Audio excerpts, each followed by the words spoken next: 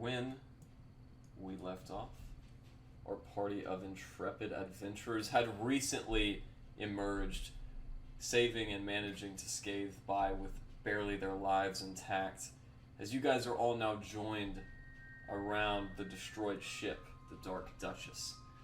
You can all see the light flickering from the massive pyre, burning up small pieces of driftwood that are caught in the wake of the ship. Bolts fly off in large springing sounds, and finally, the mast and sails crumble in on themselves. As this massive, radiant light emanating heat slowly begins to dissipate, Vondel approaches all of you. As much as I would like to stay here, one of us must take the other wagon back. I will volunteer for this duty.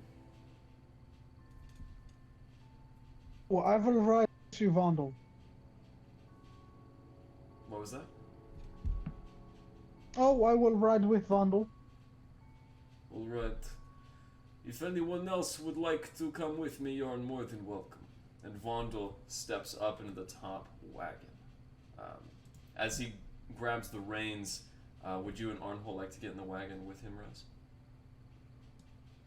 Yeah, Arnholt can get in the back, and I will ride shotgun, holding the pistol that Alistair had given me many sessions ago, looking ready to shoot some mofos There you go. who think they be stepping. Vondel gives you an eye of approval, and as they wait for the rest of you, you guys watch as Aralas comes around the pyre and approaches Erland. You know, my sea elfin friend, I have these spell scrolls I've never looked at before, and maybe you could read them. And Aralas gives you 2 spell scrolls, Erland. Let me take a look. They're a little difficult to read at first, as they're written in an archaic form of Druidic, but after a while you decipher them. These are very expensive spell scrolls. One of them is a spell scroll for tree striding.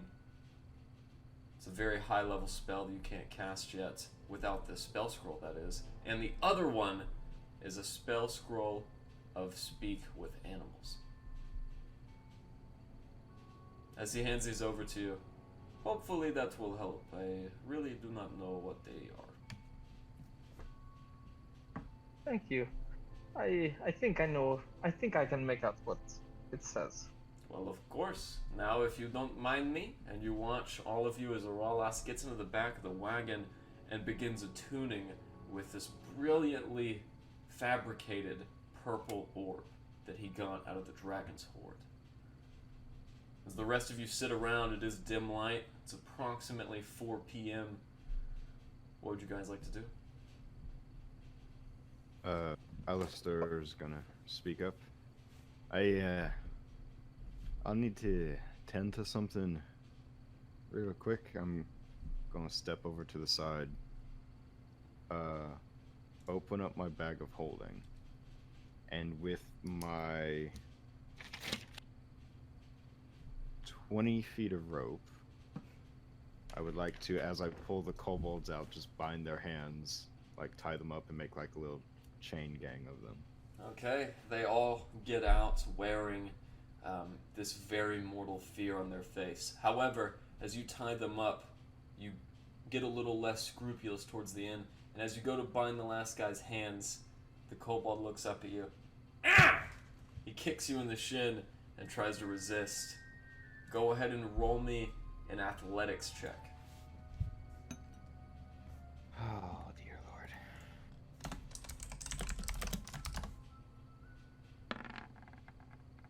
15? God damn it. Alright, with that, You're you... muted. You lost one. Alright, with that, you all watch as this kobold squirms away and begins running through the snow. I'm going to pull out my gun and cock it, hopefully loud enough for him to hear. He looks back, roll an intimidation check. Got this, Alistair. Ooh, you don't got this, Alistair.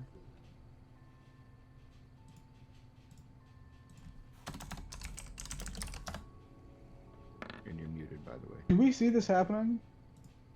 Alright, as you guys witness this, the kobold keeps running. He's about 10 feet away from Alistair now. What would you guys like I'm to going do? to yell out, "Oi, lad, at least hear me out first." Roll a persuasion check.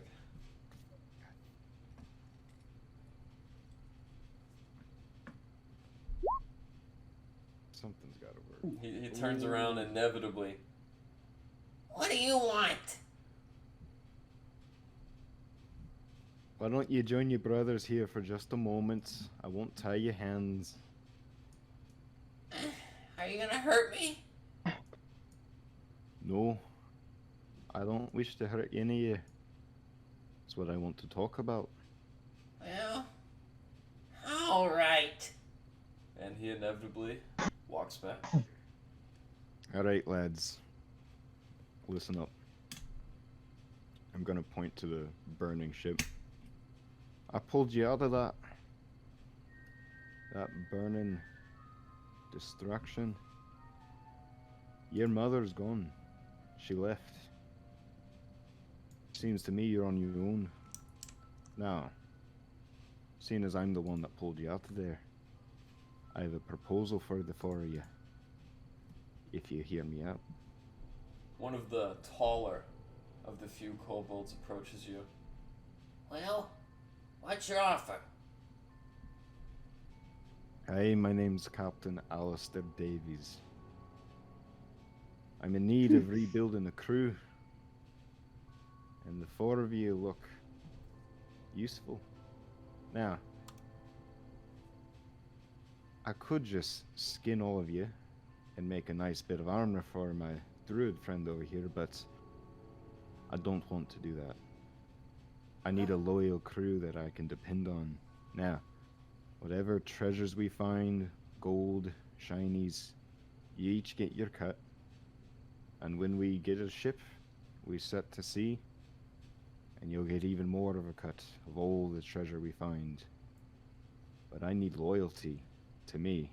Otherwise, I'm going to lift my gun back up. You make a very nice set of armor. Well, okay, but do we have to go back into the bag? No, I'd rather you just stay out of the bag. All right. Does that sound okay with you, Skipper? Okay. So you joining my crew, that is? Yeah. Sure. It be on your honor.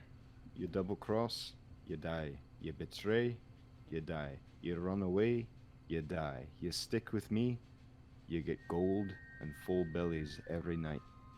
That sounds nice. You use a lot of funny common words I've never heard of before, mister. But none of us want to die, right, guys? I like you a lot. You ever have mead? No. What's that?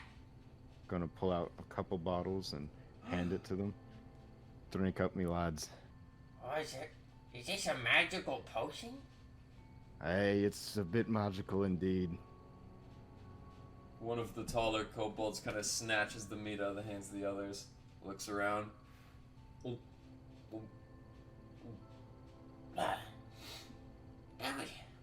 It's weird tasting. I don't like it. Give it a minute and you'll love it more than you wish you ever did. They pass the meat around, and you watch as each kobold drinks a little bit of it. Each of them, I hate it. It still tastes the same.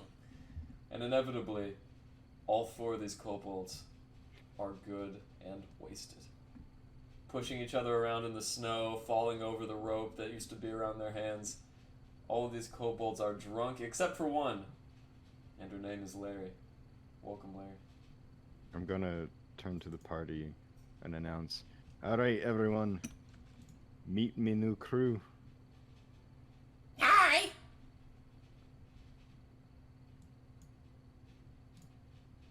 And I've taken the rope off of them, and I'm Oh. trusting them to just stay by my side. Alright. We will see if that trust pays off as you guys begin the arduous 26-hour journey back to Carconic. If Ooh, that is where Alex you wish is to go. just taking the dog out, by the way. Understood. Real quick, I would like to give each of them 3 gold. 3 gold pieces. Wow. It's just like the ones Mom used to keep, huh? Ha! Nope. Give me There's that, quite Skipper. a bit more to come. You're not old enough to keep gold. Thank you, Mr. Davies. It's Captain. Thank you, And Captain. you can think of me a bit like your new mom now. No, I'm here Mom. to take care of you. Oh, thanks, Mom. Give you food, give you gold. You help me and do as I say. Well, I just I'm gonna call got you Mom from now on. one question. What's that, little fella? What if our mom does show up? What would you do? I mean, our old mom. Well, she did try and kill me, and I plan to repay that favor.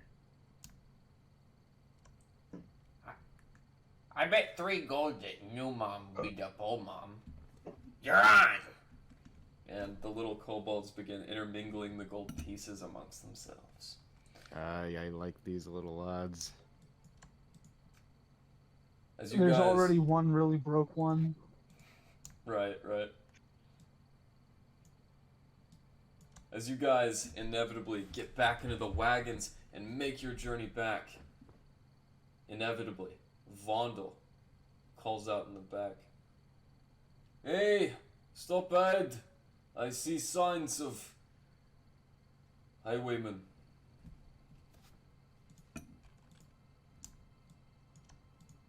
What a highwayman? They are people like bandits who wait on the high road for unsuspecting travelers. We will Robbers. stop here. Oh well, they're not going to get. They're not going to get us. At about that time, you guys watch as he motions his finger to the hill, and in the distance, through the very dimly lit space, you guys see through the falling snow the shape of a creature. Go ahead and roll me a perception check if you would like to discern its nature.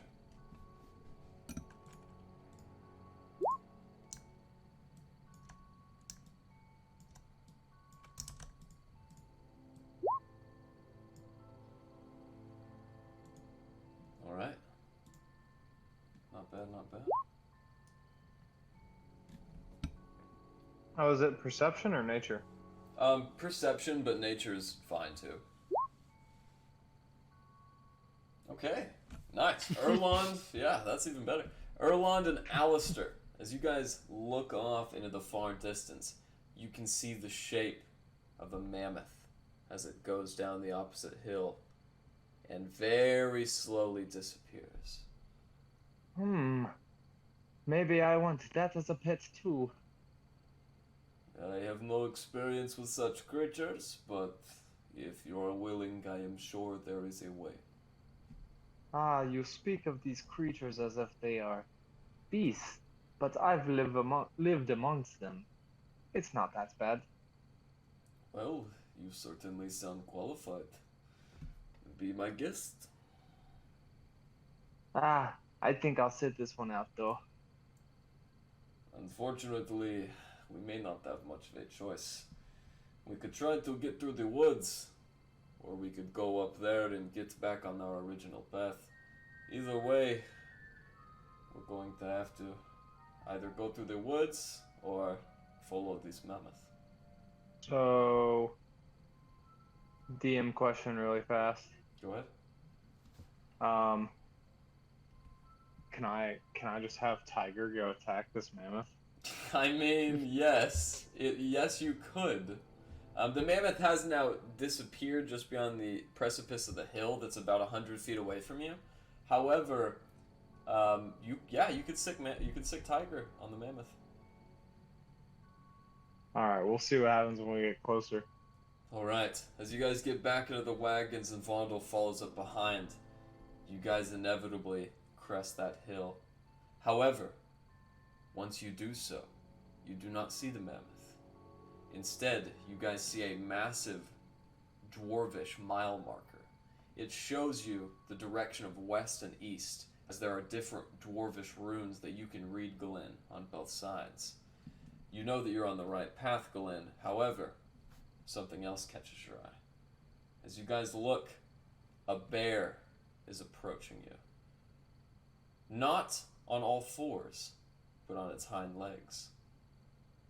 As it draws close, the bear reduces in size and turns into a humanoid form. Hello there. Hail, travelers. I wish you good tidings on your journey. As Vondel brings the cart to a stop, Glenn and Alistair, you guys are in the frontmost wagon, in control of it. What do you want to do? Ahoy, stranger. I was wondering if I could ask you some questions about your journey. Nothing wrong with a few questions.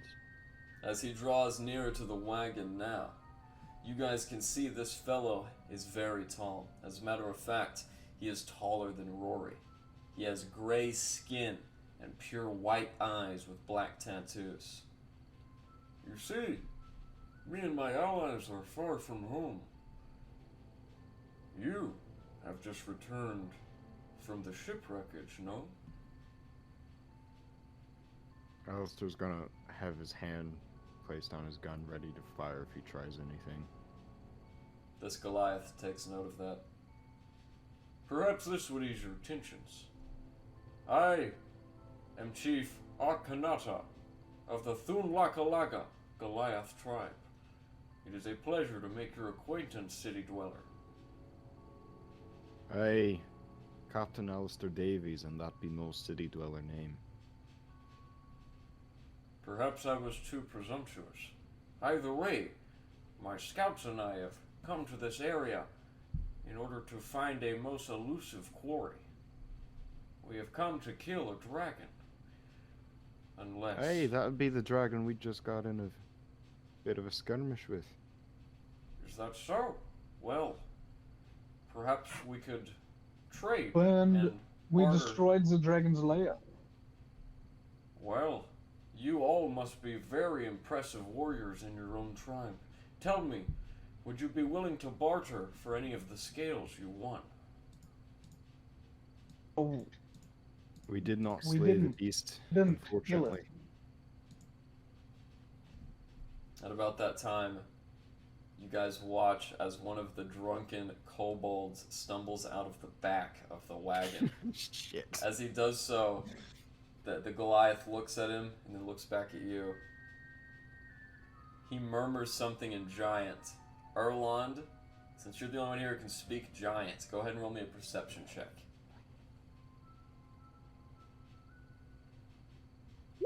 Welcome, Larry. You haven't Back missed to back, much. baby. Nice. Basically, Larry, just to give you a recap, the kobolds are with us, and they are drunk.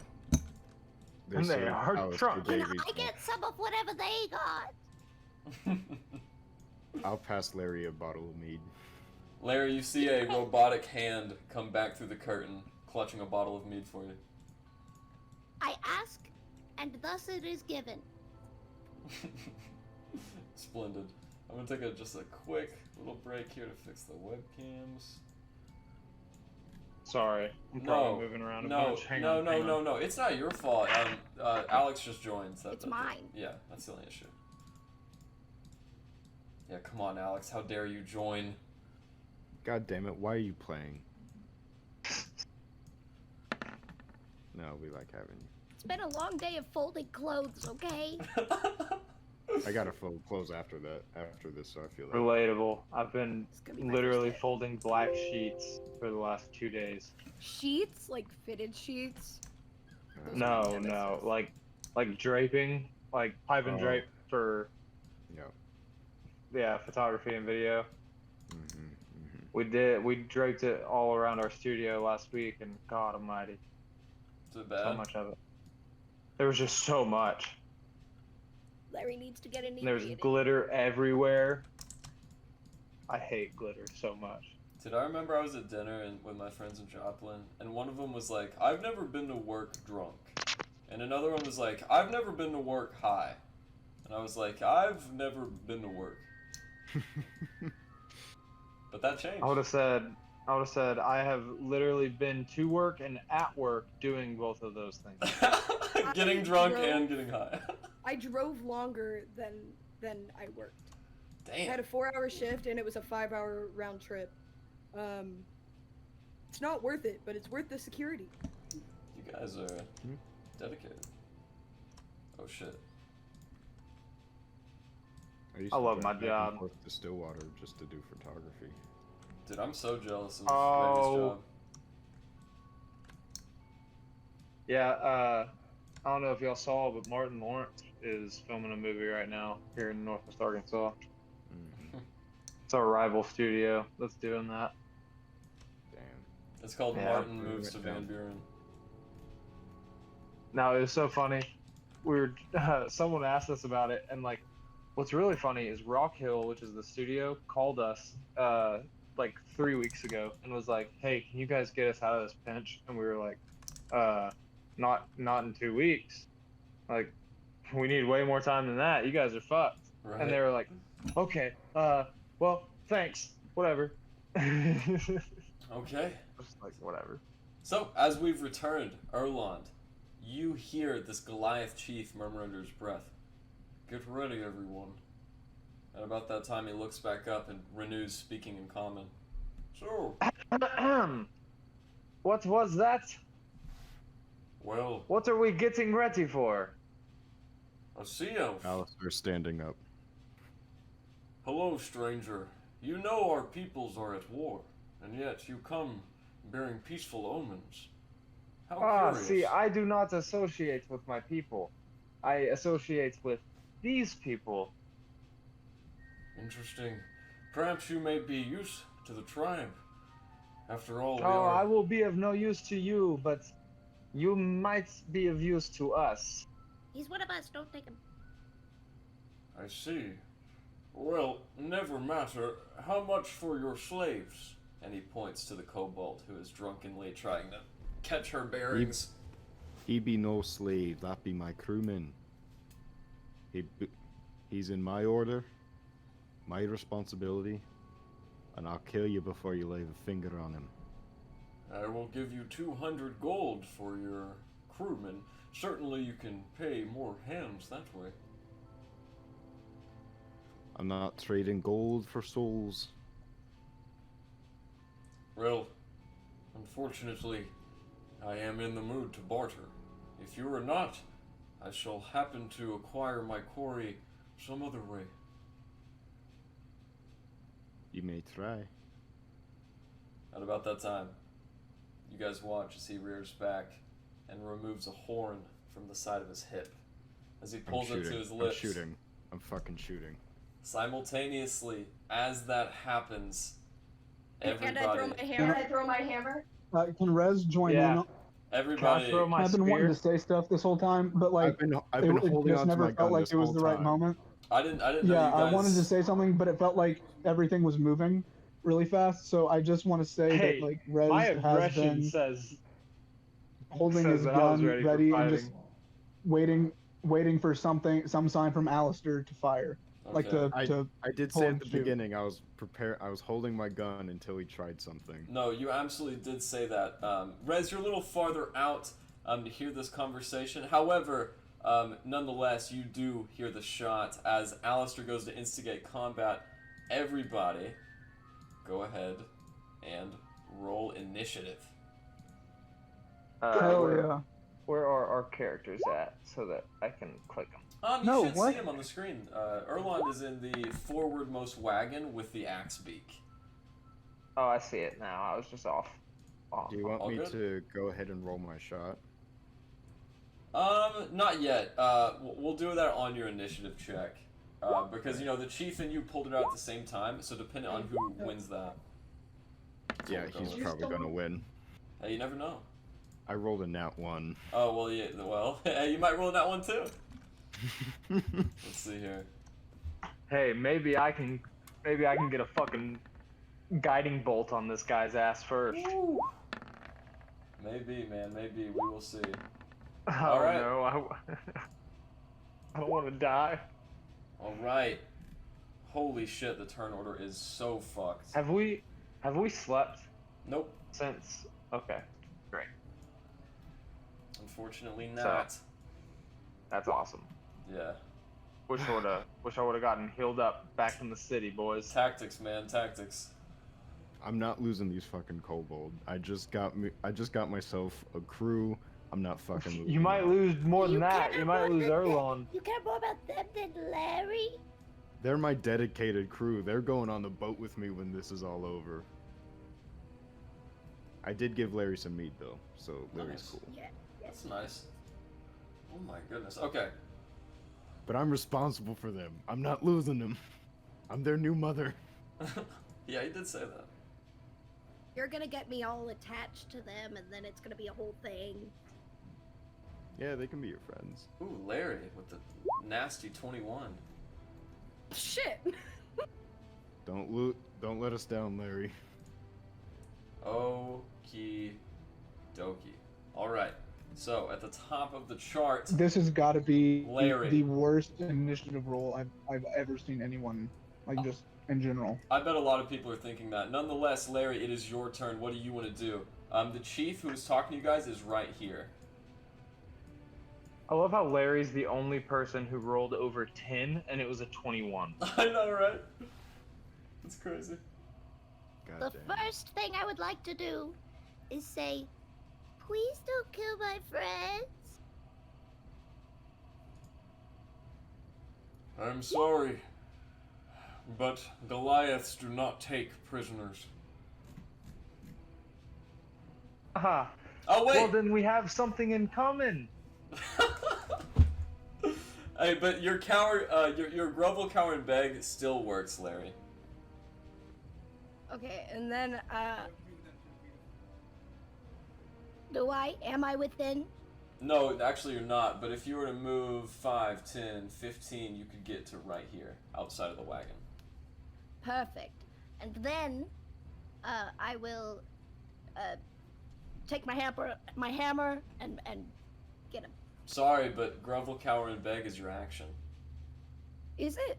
Mm-hmm. Does it count as an action? It does. Okay, well, that's all I did, but it's good enough. Yeah. I shouldn't have gotten a 21. It's okay. That's still a good roll. Unfortunately, however, he rolled a 14, even though it says 6 in the chat for some reason. So it's going to be his turn next as he spends his action blowing the horn. That's some fishy stuff there, Garrett. I don't know about that. I don't know about that. See it. I I wanna see a I picture. think you rolled an initiative, and then rolled a new initiative. What's going on with this 6? Huh? What's going on? He doesn't We don't want play us to games kill him here. first. We don't play games. Die, don't lie. Okay. No, I got you. I am posting a picture in the no initiative chat. It's going to fuck up the webcam, so it's worth it. This image is called evidence.jpg. Evidence.jpg. There you go. 14, 7, and a 6. I couldn't show you, but it doesn't matter because this it's no longer a spoil. So, as that happens, you guys watch as he spends his action blowing the horn. The Mammoth and its Goliath rider appear, as do another Goliath warrior. They will take their turns, however it is still his. As he is spending his turn doing that, he is going to spend his bonus action to turn into his werebear form. As you guys see his skin ripple and turn white instead of gray, his height grows exponentially, and he is now a werebear. That will end his turn. Up next is Erlond. What do you want to do, Erlond?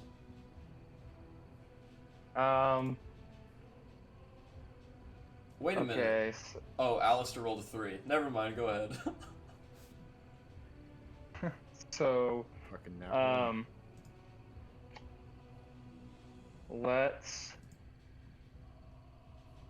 I'm gonna go Chalice, or not, yeah, I'm gonna go Star Archer Chalice form.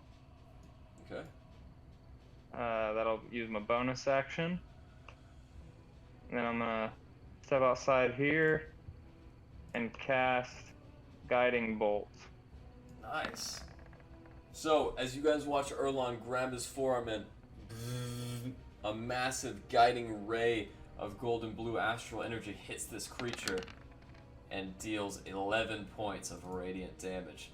The Goliath werebear steps back and wipes the blood from off his mouth and chest.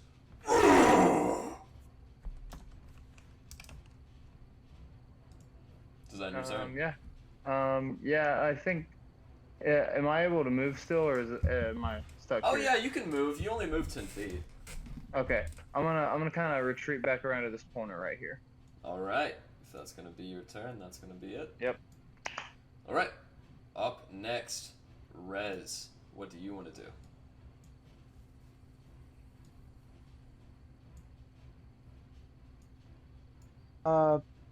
Garrett, I'm having a problem. I can't click on my token anymore.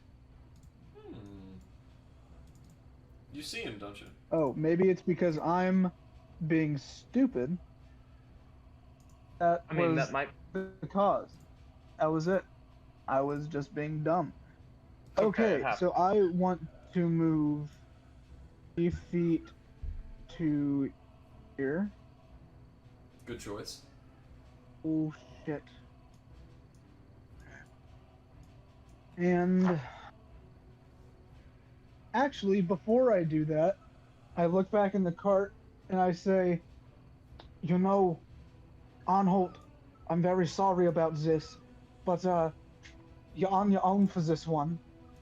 Good luck. I believe in you. And I tap him on the shoulder and I give him one of my inspirations as my bonus action. And then for my action, I will use my newly attuned Ronaldo's ring. Amazing. I will turn invisible before I head over here. All right. So, as you use it to cast invisibility on yourself, boom, you disappear from view for 2 hours. Is that in your turn? Yeah, that's gonna be it. My All turn. right. Up next, this Goliath on the left is going to run out, trying to strike Rez, but Rez is invisible. He's gonna look around. He's gonna make it all the way here before his turn ends, at which point he will extend a hand and just throw his javelin as hard as he can. All right, a 14. That hits, and so does an 18. As both of these javelins hit, you guys watch the axe beak that's pulling your cart lunge forward. Wait. That axe beak takes a massive amount of damage, Wait, never and mind. the Goliath ends his turn. The next Goliath, whose turn is immediately after him, is going to come up with his mammoth, and he cannot get any closer. So, as they end their turn together, he is also going to throw some javelins at the axe beak. That's just mean. First one misses, but the second one hits. The axe beak takes 5 damage and is unconscious. Your wagon comes to a deafening halt. And with that, it is Orly's turn. So Ralas is going to get out, run over here, and just go ahead and hit that Goliath with one of his cantrips. Alright. Missed. Alistair, what do you want to do? It is now your turn. Alright, so when Larry did... Oh, hold up.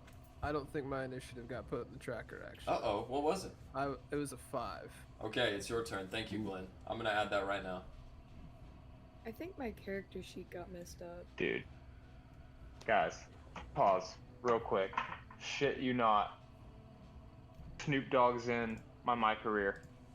No, what? You're playing with Snoop Dogg? Dude, I'm not even kidding. Let's go. Like, the irony of that is just too fucking funny. Hell yeah. Welcome to my career. That's funny. Sorry. Oh, no, it was worth it. Alright, Glenn, what do you want to do? Okay, I'm gonna hop off the cart here, just real quick, and then I'm just gonna go ahead and make 2 swings. Or no, I think I only get 1 swing on this fella here with my big old sword. And it Fine. will be at advantage, so that hits. Woo. For that. As you Start slash him in his slashing. arm, it cuts through his leather necklace and drops the bony medallion on the ground. I think that's all I've really got that I can do right now, so... Oh, we're level 4, aren't we? Yes, we are. Okay, that's what I thought,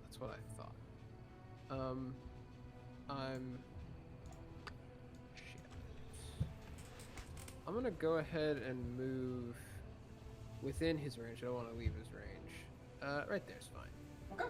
And that'll be my turn. Alright. Up next is going to be Alistair. However, Rory's turn will take place on initiative count 1. What do you want to do, Alistair? Alright, let's see. That Goliath warrior's 20 feet away, isn't he? That's right. Damn. Alright. So, when Larry did her thing on the werebear, is that advantage just on him, or do I also have to be within 10 feet? So you don't have to be 10 feet, but it does give you advantage on your next attack against him. Okay. Okay. I'm going to shift over to this side of the seat, Okay. and I'm going to take a shot, like I planned. That hits. And damage. Nice. As you guys hear a rippling gunshot that illuminates the area, it strikes the Goliath, who takes a step back. Does that in your turn? Well, I believe I still have my flamethrower as the current setting on my Eldritch Cannon, so I'm going to hit him with that, which is 15 feet of fire. And that is 10 fire damage. He must have really had to go.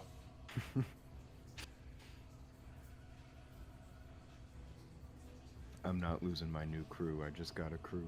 I'm not Tell him you losing. killed him. Yeah, Hey, sorry, Garrett, I killed Garrett. the Yeah, hey Garrett, I know you can hear us while you're in there pissing. How's it feel in there? I know you're Cool. muted too. You can't talk back to us. We just killed everyone, including we killed all the Goliaths, and now we're hooking up our cart to the Mammoth, and the Mammoth is gonna. We're getting the fuck out of there. Yeah, they're all dead, and we also just found like 10 million gold. So Oh my gosh. yeah. I'm Where- crazy. I came across 10,000 platinum. Oh wow, that's cool. Hey, I found that dragon armor you were wanting. Oh, sweet. Oh, he doesn't have his headphones on. Never mind. I have a bone to pick with Garrett though. I think he's mad at me for being late, and he took away So sorry. my proficiencies. My character sheet. It's all the there's so many negatives, and it's really Is your character sheet? We'll fix your character sheet. Sorry about my impromptu bathroom break, but in the meantime, I'm gonna go ahead and roll that fella's dexterity saving throw. The DC's a 14, right? Yes, and Alright. you better fucking lose. That is an 11. As the fire spreads out, you guys watch as the snow is melted beneath this creature, and he takes the full impact of that attack. Does that finish your turn, Alistair? I'm gonna shift back into the middle of the seat, Okay. kinda, and that'll end my turn. All right. Should technically be Larry's turn, but Rory has initiative count 1, so she's gonna peel out. She goes 5, 10, 15, 20, 25, 30. she is going to end up right here. At about which time she is going to go ahead and cast prayer. No.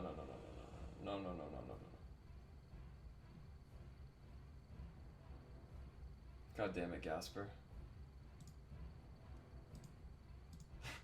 She's going to cast False Life at level 2. She's going to give herself some hit points. And that will end her turn. Up next, though, Larry. What do you want to do? Well, all Larry's going to do is throw her hammer, and then she's going to call for Steel Defender, which is... Here, girl! As Ariel comes out the back of the other wagon, stomping through the snow. She is now with you. Good. Ooh, that hits, right? My hammer? Ooh. Yes, it does. It absolutely hits. 4 points of Alright. bludgeoning damage, won't, and then the hammer returns to your grasp. And then would Ariel be able to make it to the werebear and make an attack? Oh yeah, do you want to do that as your bonus action? Yes, I do. Alright. As Ariel is now standing under the canopy of the hutch, she's going to do Force Empowered Rend. Unfortunately, the werebear's too aware and just misses as he dodges out of the way.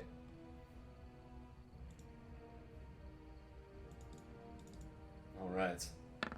So do I roll that now? Or did you already roll that? I already rolled it. You already rolled it? Yep. My bad. That's okay. That's okay. Ariel missed. I'll let you roll it next time. Design your turn. Can I just kind of scooch over behind Ariel so that I'm out of the way? Sure. Alright. And then that will end my turn. Perfect. You guys watch as this werebear leans forward on his turn and is going to go ahead and make a great axe attack against you, Glenn.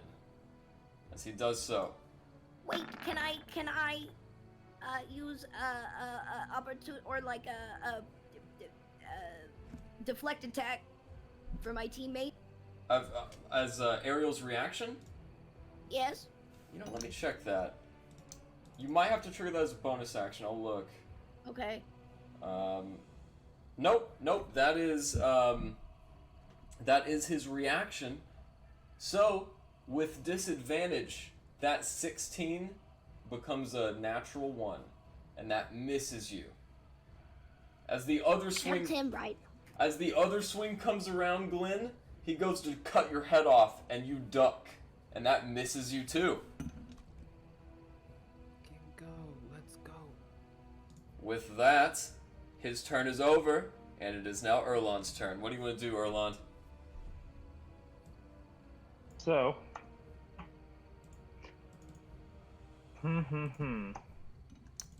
I am going to run. Is the shed is like, or the wagon, is it open top? No, there is a covering canopy. Yours in the front has a white canopy, and the one in the back has a big black tarp with a skull Okay. on it. Gotcha. Okay. I'm going to run around right here by Larry.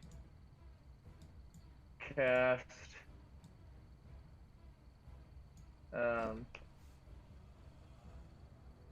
Oh, Mr. Axebeak.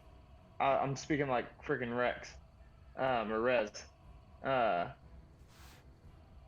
The Axebeak looks really bad, and I feel so bad for it. So, heal up, Axebeak.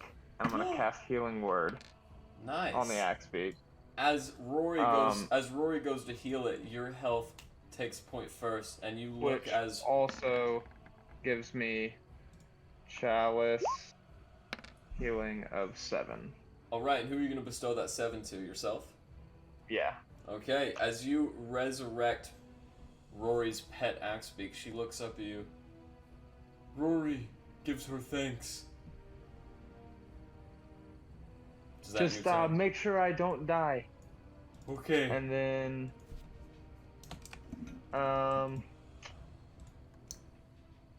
then, hell, for shits and giggles, guiding bolt can be a bonus action for me, right? We I think established that. the chalice is the bonus action because you activated it. It's the first time you've activated it today, right? I thought chalice automatically activated whenever I. Oh, it does. It does activate Did, when you. It does activate when you heal, but to have it activate when you heal, it needs to be activated before that. So your first time, it would be your bonus action. Are you sure? Yeah. Because in here it says chalice, a constellation of life-giving goblet appears on you. Whenever you cast a spell using a spell slot that restores hit points to a creature, you or another creature within 30 feet of you can regain hit points equal to 1d8 plus your wisdom modifier. Right, and that's But its it doesn't effect. say anything about a bonus action. Well, that's its effect once it's activated, right? So, guiding bolts. I already from activated my chalice last round. Oh, true. Yeah. So that would work. Yep. All right. And What do you want to then- do? And then I'm gonna hit guiding bolt on the chief. All right. What was that? A 24. Well, that definitely hits. You're rolling very well. 12 damage. Another searing ray of energy arcs through the bear. What else would you like to do? That'll end my turn. All right. Rez, it is now your turn. You are still invisible. What do you want to do?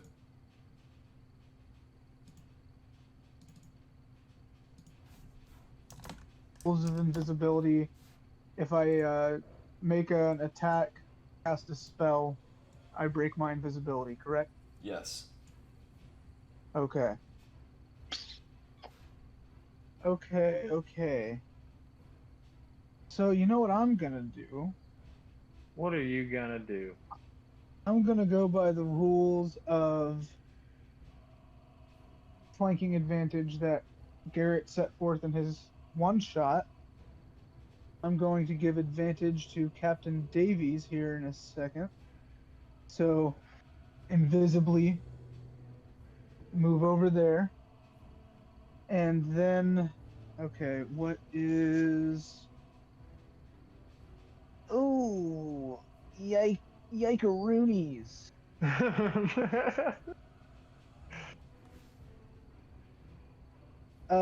Let's move back to where I was, and we'll get out a ruler. No, yeah, oh, dang, no, okay, that changes my plan.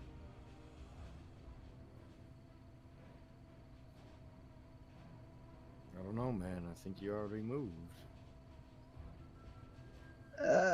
Yeah, it's kind of your plan now, whether you like it or not. Uh, I don't know. Advantage sounds nice. I'm just saying. Okay, you know what? Hey, and you We're have gonna go for inspiration. the. I am gonna go over here, and feeling the classic, the good old boy, good old combo. Fuck! Now I gotta measure that. Shit. I'm sorry. You've moved 10 feet so far. Oh no. Oh no. Oh, to make that plan work, that would be. God. I hate this. I'm gonna do something stupid. Hopefully Arnholt goes right after me, He will. because I gave him that inspiration. Invisibly, I'm gonna be right there and from behind this guy. Oh no. Oh. I'm so scared to commit to this. Do it. Do it. I'm gonna do it. All reliable. Do it. Glenn. Do it. Glenn, Big Glenn. All right. But before that, what this Goliath warrior hears? Oh, No, never mind. I'm not gonna do that. my bad. Not gonna say that. I just appear right behind her. Oh God! You should have done Big That's what you Rory. say? Are you kidding me? Oh, what? Okay. Oh I God! love this situation right now. Yeah, this is really intense. Rez, what do you say to this Goliath? I oh I have no how- charisma. Ah! Hey, for my can I try to can I say something to them as Well, of as course my you bonus action? can, Rez, but keep in mind he has his back turned to you. That's Just 'cause why you're he not doesn't invisible want to Yeah, doesn't see mean yeah, he you- knows you're there. Yeah, you're invisible. He doesn't Okay. have his back towards the fight. He's looking away from you. I won't say anything, but on the inside I'm going. Oh. Okay. No! Good to know. Go ahead and roll me a stealth check. Because there's Yes.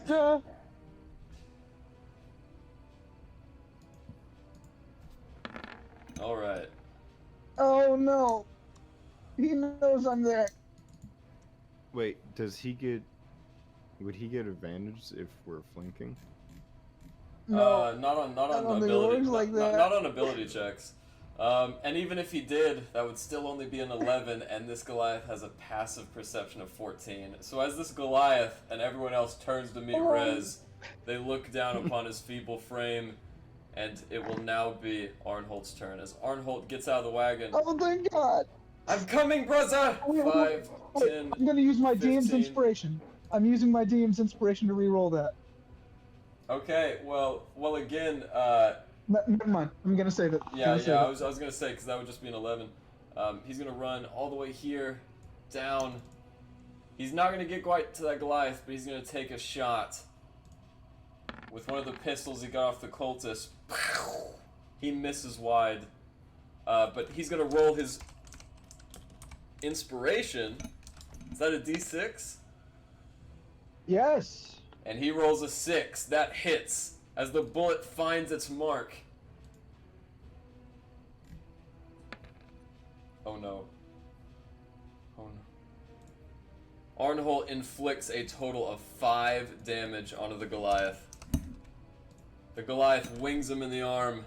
And Glenn, it is now your turn. What do you want to do? Okay, I'm Big Glenn. Big Glenn. Glenn. Big Glenn. Large Glenn. Okay. Large Glenn. I'm going to Keep it bonus PC. action. Thunderous Smite, which this dude was hit by Guiding Bolt, right? Yep. Excellent. Okay, so yeah, bonus action Thunderous Smite. I'm gonna make an attack here with my scimitar as per usual. Pretty sure that hits. It does. So now let me roll this for the damage. That's 9 damage, and then Thunderous Smite gives me 2d6 damage. So let me roll that, and then the 1d4 from enlarged. So that's 9, 5, 4. That's 18 points of damage. And Damn. this Goliath Werebear has to make a Constitution saving throw against my spell save DC, and if he fails, he is pushed, or a strength saving throw. I mean, he is pushed 10 feet away from me and knocked prone. Okay, so he rolled a 5 plus 5 is only a 10, so That he is pushed fails. away. How much radiant damage did you deal? I didn't do any radiant damage. I did 2d6 thunder damage. All right. Okay. Yeah, and he has no immunity against thunder damage, so he is going to take that 9 damage as well as he is pushed. Is that in your turn? Okay, so he's pushed 10 feet from me, knocked prone.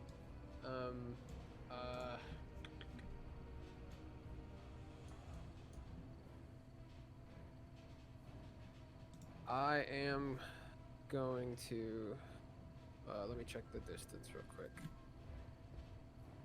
Oh, tight. I'm going to, since he is knocked away from me, I feel pretty good about the work that I have done here. like to think that everyone else can handle this. I'm gonna move my 20 feet. Bam. All right. Hold on. Oh, I didn't take into account the shit was in my way. Hold on. Uh, 10 feet here. Bam, and then. Oh, okay, yeah, I can get there. I'm gonna move here, and Okay. that'll be my turn. All right. Unfortunately, I skipped the Goliath's turns. They are going to go right now. This Goliath, unfortunately, seeing Rez, is going to pull up on his back and unsheath a great axe as he brings it out.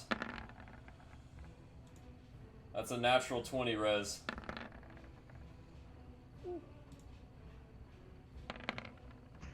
Rez, you take Rest a... in peace, am I right? Yeah, Rez, you take a total of 22 slashing damage.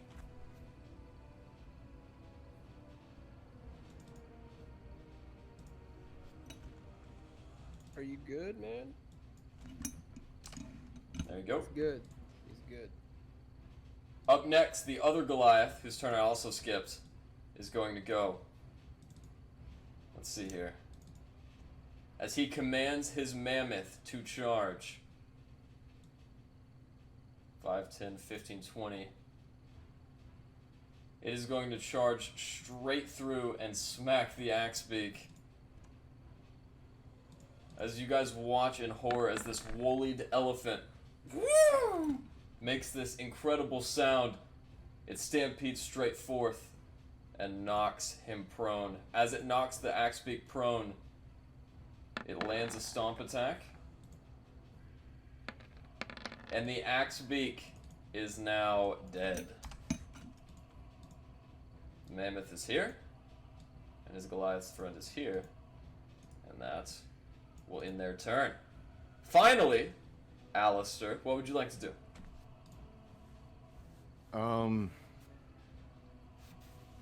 Seeing Rez is in rough shape. I hate doing this, but I'm gonna cast Sanctuary on Rez. Alright.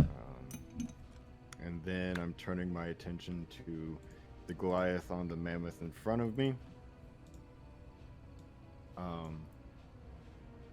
Going to use my bonus action of Eldritch Cannon Flamethrower, and I'm still going to do this. I'm just curious, just as a question. Is there any chance I could just set the Mammoth on fire? Unfortunately, you could not. However, you could hit both the Mammoth and the Rider with this one blast. Alright, I'm aiming to hit both the Mammoth and the Rider with this. Okay, it says a Wisdom save, but I'm assuming that's Dex save. On what? On the It's- ability you cast. Oh no, wait, it's that's Wisdom Sanctuary. on Sanctuary, yeah. My bad. Okay, okay. It's Dex on the Flamethrower. So you watch as the Mammoth takes the brunt of the flame and then punches over, taking the full brunt. However, his ally dodges the ability and the Rider takes no damage. Or is it halved? I believe it's halved. Okay. Double checking.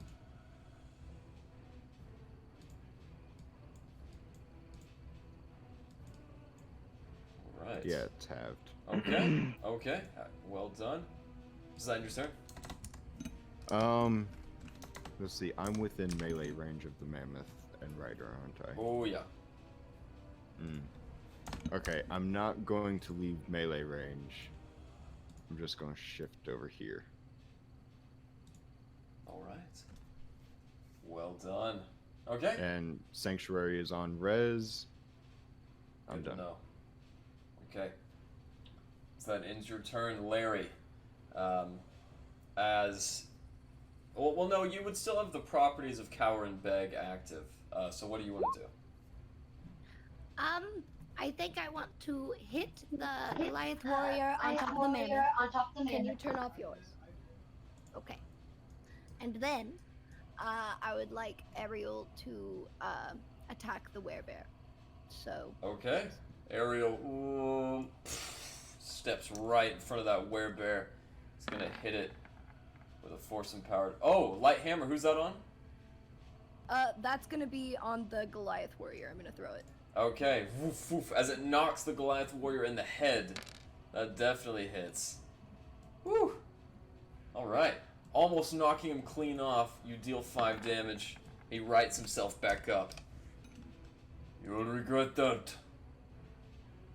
And unfortunately, Ariel misses the force empowered Rin completely. The Goliath is just too dexterous. Does that end your turn?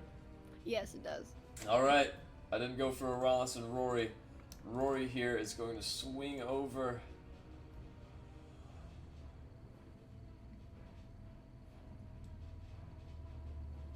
Protect Rory! And Rory is going to begin casting. Unfortunately, from what I can tell, her only healing ability right now is Prayer of Healing. It's going to take her a while to cast it, but once she does cast it, you will all be healed 12. In the meantime, as she's doing so, Oralos is going to come down. 5, 10, 15, 20. He's going to go help out you, Rez, with your little Goliath problem. Alright, Booming Blade.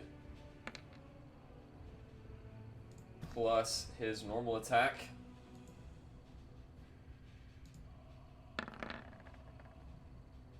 He has advantage. I don't know if that's enough to hit, though. Oh, just barely he hits. And deals a total of 13 piercing damage to this Goliath as he is caught in a very riposte-heavy sword fight with him. That's going to end his turn. Erland, what would you like to do? Oh, Okay. so sorry, Erland. It's actually the Goliath werebear's turn. Okay. My mistake. The Goliath, sensing he is in grave danger, is going to run around the hutch. As he does so, Larry, you get an opportunity attack.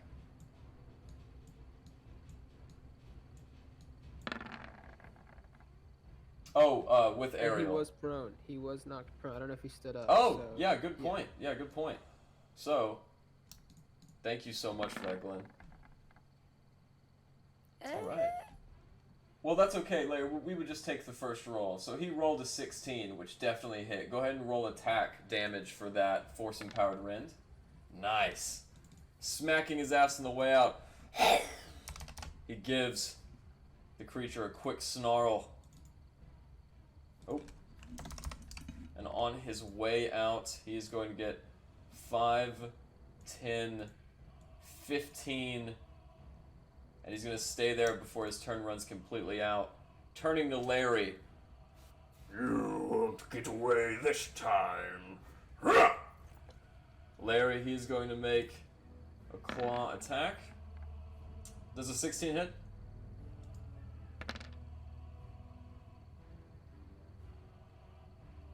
Yes. You take 12 points of slashing damage. Alistair. Does a 14 hit? Does not. Alright, he misses you, Alistair, but he landed a huge attack on Larry. And he is going to then use his bonus action. Or rather, I should say... Oh, no, he can't use that. So it is now Erland's turn. Erland, what do you want to do? Okay. I'm going to... Okay, this is going to be pretty crazy, I think. But Erland would like to cast Gust of Wind Alright. toward the Goliath on the Mammoth Okay. to shove the Goliath to force him off, and Erland hop on and cast Animal Friendship. if I Okay.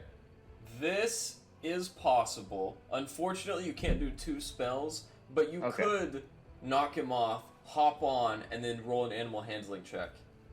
can. Okay, I'm gonna do that then. Alright, cast Gust of Wind. Yep. Give me just a second. I gotta go. Bam. Alright. Alright, so it's a straight line, so that Yep, means not and only it's gonna will... go straight on top of him is where I'm wanting to go. Oh, you're using it. You're using the gust on yourself. Yeah, because it pushes me forward and then blasts like wind everywhere else. Well, you know, the gust of wind blasts from you. You could use it on yourself. That's my house rule. But really, how it's supposed to work is an attack. So, do you want to try to blow him off of the mammoth instead? It's up to you. No, look, A line of Look at strong what the- wind. A line of strong wind blasts from you, in a direction from you. Oh, I thought. Well, okay. Yep. I could have swore I could use it to travel too. Like that's Oh, you can. You can. That's my house rule that I helped you out with. But okay. if you do that instead of using it on him, he won't be affected. You'll have to roll an athletics check to see if you can throw him off.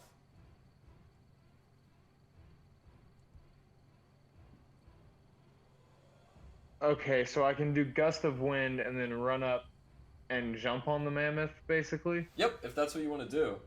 All right, then yeah, I'll do that. All right, To so shove him off. All right, so from right here you cast it. Both the Goliath, well, both of them, because they're both caught in that line, are gonna roll me the strength save. All right, DC is 13. Yada yada yada. And Rez would also like you to know that you do have a DM's inspiration. Yeah. They both fail. So as you guys watch, the Goliath and his friend are tossed to the side. The Goliath here, the werebear I should say, falls prone here. The Goliath warrior falls off and is actually going to take 6 points of fall damage as he crashes on his head below. As you run up, Erlond, you can go right on top of that mammoth. Go ahead and roll me your animal handling check. Come on, baby. Alright. You have the reins, and though this mammoth tries to throw you off, it can't. And you are now in control of the mammoth, Erlond. Hell yeah. Okay, so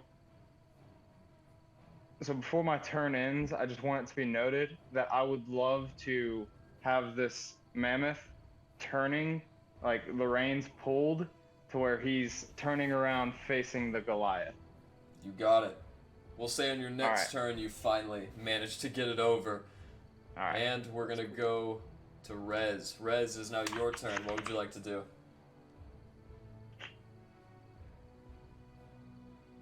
Been thinking about this, and there's been a lot of moving pieces that have been happening, so I'm not caught off guard this time. I know what I'm doing. Do you though? Hell yeah. Okay, so what was I doing? Don't forget you have Sanctuary. I know. So I'm gonna run over here, and Glenn is going to feel himself get smaller, returning to his normal size. So Glenn, As I just I- remembered we didn't roll for your bigger Glenn damage, but attacks against werebears that aren't magical don't do any damage anyways. So you're okay. Go ahead, Rez. So I'm going to drop Enlarge on Glenn, and I'm going to cast Bane and target this guy, and the werebear. Okay. You can't see the werebear where you are. The mammoth is pretty well blocking him. He's totally blocked from the mammoth. See, I can But- see under his legs and crouch. Yeah, sure. I'll give it to you. Why not? All right.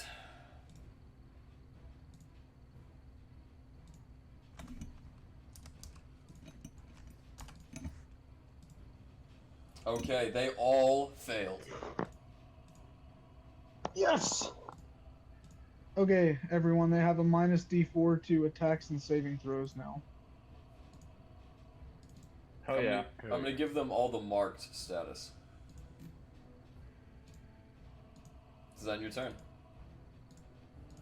And then looking up and seeing what Aralis is doing. Not Aralis, Erlon, my bad. Name slip. I look up at him and I go, Erlon Dawn of Mammoth. Here we go, Erlon Dawn of Mammoth. Oh, Yeah, here we go, Erlon Dawn of Mammoth. Through a Rez. Goliath in the snow, Erlon Dawn of Mammoth. He's gotta go. And he gets an inspiration. that is a great turn, and I'm going to give it to you because I'm a sympathetic DM. But I should say, as you ran away, that Goliath is going to get his opportunity attack. However, And since he has to make a wisdom saving exactly, throw because I have that's, sanctuary. that's exactly right. He succeeds the throw. Oh. He's gonna wait, let's say canonically, he waits until you get over there and just throws his last javelin at you, Okay. and it misses. Ah. Up next, That entire turn almost gone. That song never Almost. existing. that close. It's now his turn, however. He's gonna turn around and make a great axe attack on you, Glenn. A 25 hits. Glenn, you take 16 points of slashing damage. Oh, what about Arnholt? gotta Oh go yeah, somewhere in thank there. you for that. Thank you for that. We need to get these initiatives sorted. He is then going to swing his great axe again. Glenn, a 17 misses you, I believe. Yes. All right, as that attack flies off your armor in an opposite direction, Arnholt is going to take his shot, and then, which hits. As Arnholt does 6 piercing to his creature, he's going to run up and make his rapier attack. Take this, you bastard! First one hits. Second one hits too. Alright. He deals 17 damage to the Goliath. And that will end his turn. Up next, though, is this other Goliath who's been knocked off. He does not like the fact that you've done that, Erland, and is just going to throw his javelins into you. Does a 16 hit, Erland? It does. Alright. Erland, you take 6 piercing damage with the first one. The second one flies up. Is that with the minus D4? He gets, oh, yeah. I'm sorry about that. Vein. Alright, yeah, it does, unfortunately, because that's a 15, which still hits you, Erland. Yep. Alright, the second one is a 19, so that's going to hit too. Erland, in total, you take 14 points of piercing damage. Okay. We're looking rough. Glenn, it is now your turn. Okay. Another bonus action. My last spell slot that I've got, Thunderous Smite, and I'm gonna make an attack on this Goliath warrior in front of me. Ow. Let's see I here. think that hits. It unfortunately does not. Okay.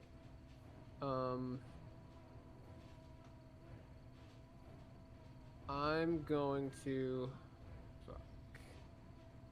I'm going to attempt. Fuck. I'm gonna circle around this guy. To be on the other side, like right there. Just right there. I'll just be right there, and that will end my turn. Okay. Captain Davies. Alright. I am hopping down off the cart and coming up here to the werebear. He is prone. I'm looking him in the eyes. I promised you a death. I'm taking my shot. Alright, that hits. You watch as the bullets hit his chest, and because they are not magical or silvered, they just bounce off. He lets out a hearty laugh.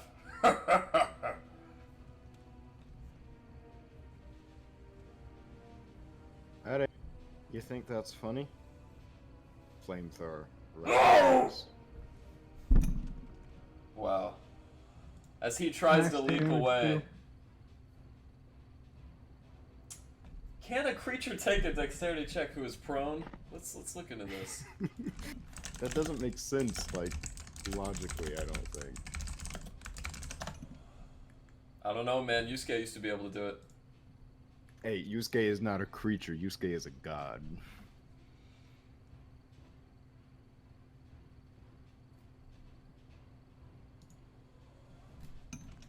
All right. So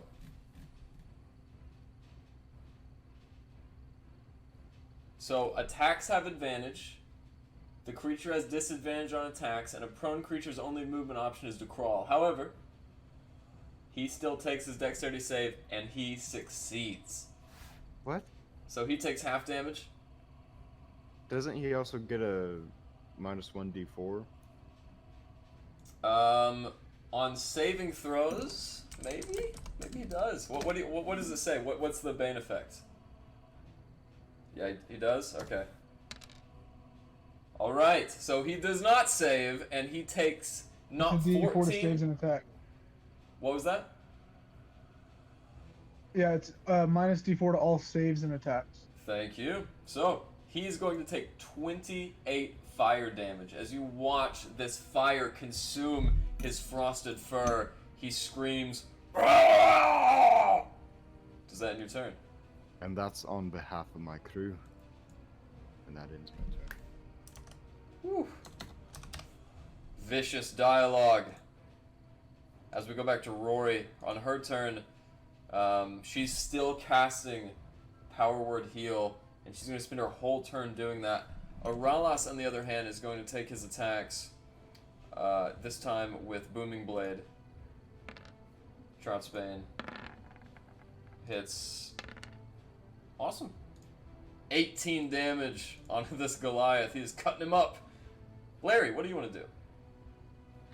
Is there a way that I can place Ariel around the werebear that gives, like, someone advantage in that? Because there's, like, 3 of us, or... Yes. If you put Ariel here, you will have advantage on your next attack. Okay. I think I'm gonna go with the tried and true, my hammer to the noggin. Woo! That is 7 bludgeoning damage as Yeah. you knock him in the head. Ah! And then I'm also gonna have Ariel take a swing. You got this, baby. She probably doesn't. She's been doing real bad. Not only does she hit, that is a natural 20. Roll for damage. This is Ariel's first ever natural 20, everybody. All right. Alright, 5 plus 8 means Ariel inflicts. Well, unfortunately. Wait, is Ariel's Force Empowered Wind a magical attack? Yes, it is. Thank God it is, because it wouldn't have done any damage She is a otherwise. magical sort of creature, right? That's right, yeah. Yeah. Exactly. So yeah, that Oh, inflicts baby. damage. Well done. Striking this werebear from all sides. It's like he's getting tossed around at recess. Does that end your turn? Oh yeah. Very nice. You guys are way too good at this game. All right. Killing it. Up next is the werebear. The werebear is going to use its Fuck that reaction werebear. on that last attack. He's going to use his reaction. Let's see here. Using the Goliath Stone Endurance. He's going to give himself back 11 hit Muted. points. Using the Stone Endurance feat, he's going to give him back himself 11 hit points. And then he's going to make his attacks. Swinging wildly. Alistair, does a 25 hit? Does. Alistair, you take 16 points of slashing damage. And Larry, this werebear looks at you and gets on all fours. You may defeat me, but in death, I live forever! Larry, does a 13 hit? Yes, it does, but, wait, why did that say as me? That's okay. Does that work? So would you like Ariel to use his reaction again? It does in fact work. Does a 10 hit? No. All right. So Lara, you scathe fine as Ariel blocks the bite. No. Erland, what would you like to do? Okay, well, I'm pulling the reins back on this mammoth, right? Yep, you can Trying to command get it. it to, yep, trying to get it to turn around, and then I want to walk it forward towards the Goliath. All right. It's right next to us. The one to the south? Yep. All right. It is facing him. What would you like to do? I would love to have it kind of like, if I can just have it walk on it or stomp it or whatever it is.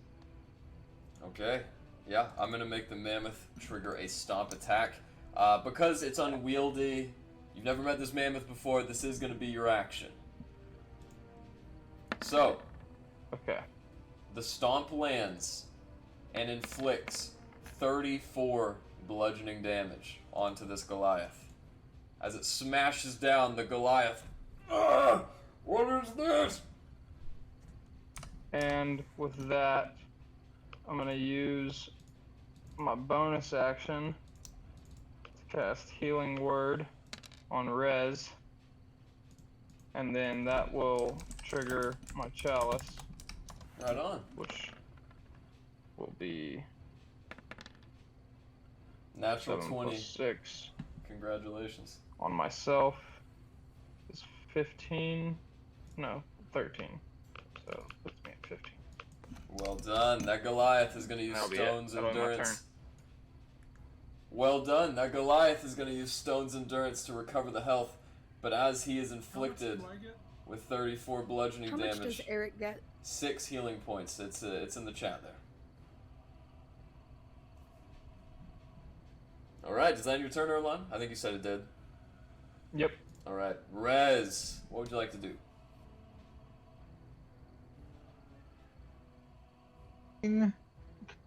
Kind of what's going on. I'm gonna up maybe to about here. And then I'm gonna look at this Goliath warrior who is on. Is he still prone? No, not anymore. Okay. I will shoot him. All right. That misses. And I miss. And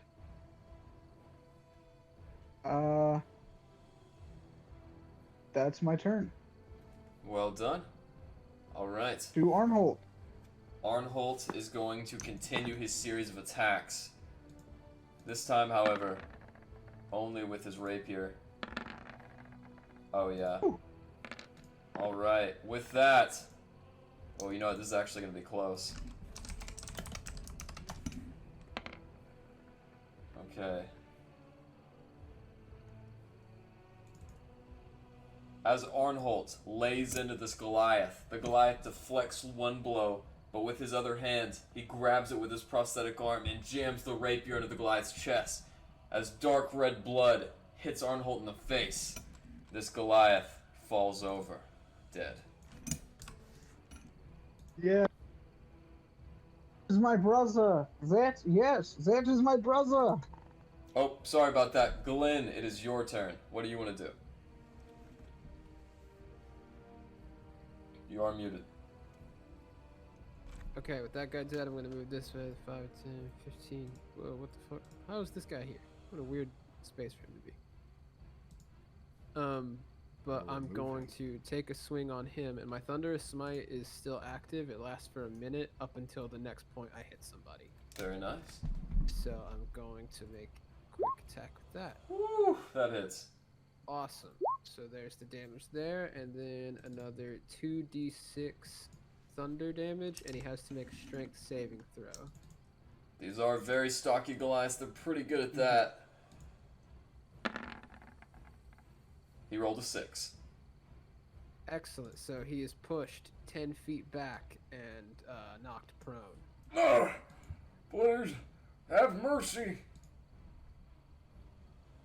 Is that your turn? And that's my turn. Alright. Alistair, it really is your turn. I pinky promise. What do you want to do? Alright, I'm going to shoot this Goliath over here. Okay. The one that Glenn just walloped on. That it's. Wow. As you hit him with the blunderbuss, he is on the ground, and still, he is alive. Just barely. God damn. And then the werebear, of course, flamethrower. God damn. I love these dexterity throws. It's my favorite part of the game. He rolled a 2. As you once again trapping him in this point, you guys all watch as he's corralled, nowhere to go, burns even more. Is that your turn?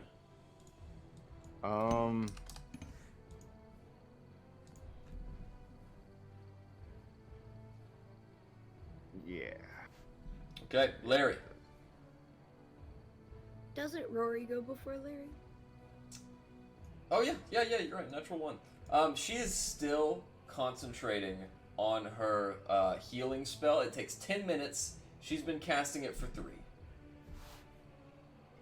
Okay, so 'tis my turn. Is that Rory's only healing spell? Yeah, man, I don't know what happened to Gasper's sheet, but that's it. God damn it, guys. I could hear the exasperation in your voice as you like looked at his character sheet to see what you could do, and you just went, "God, what is this?" Yeah, this is not good. Anyways, whose turn is it? Fuck, Larry. Can I be on a half tile? Maybe. I would like to cast Cautious Caustic Brew, like, but to get the Goliath warrior also. You know what I'm like? that Oh, yeah. diagonal? I totally understand. If you just stand right here, you can just do it. Let's see. Alright. Now, I know you only rolled a 3, but these guys are really hurt.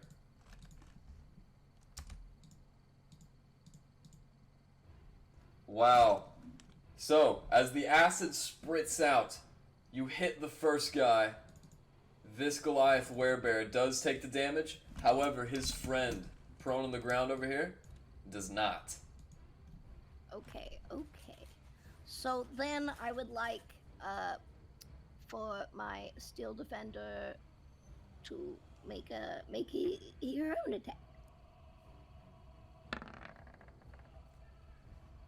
Alright. That misses.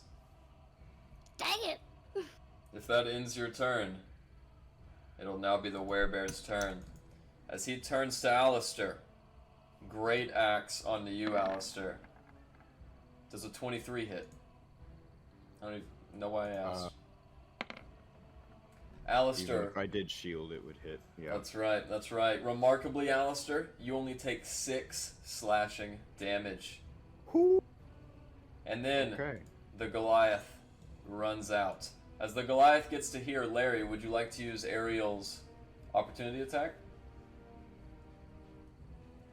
Of course, she says.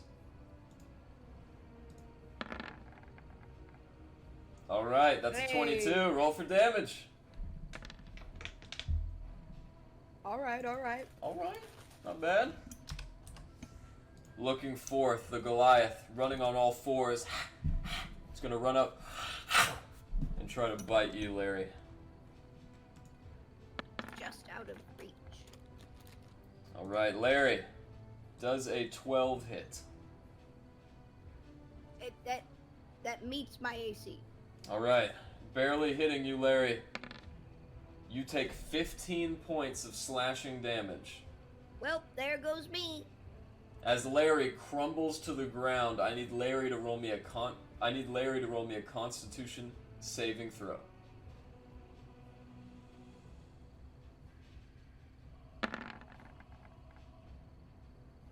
All right. As What Larry, does this entail about Larry now? I'm not sure. As Larry's I'm still bitten, unconscious, right? you are unconscious. Erland, seeing this, it is your turn. Hmm.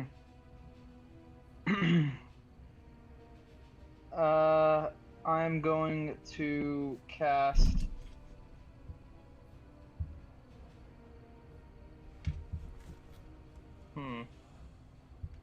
So, first off,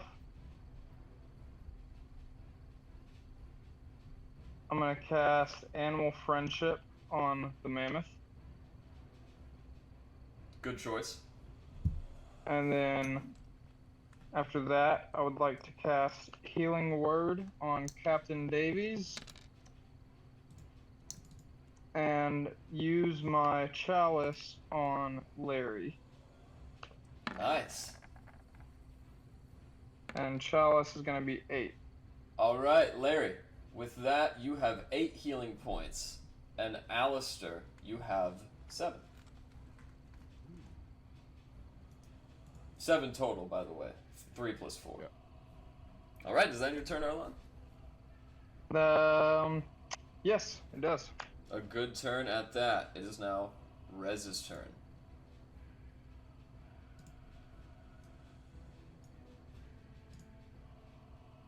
Feigned. So I'm going to.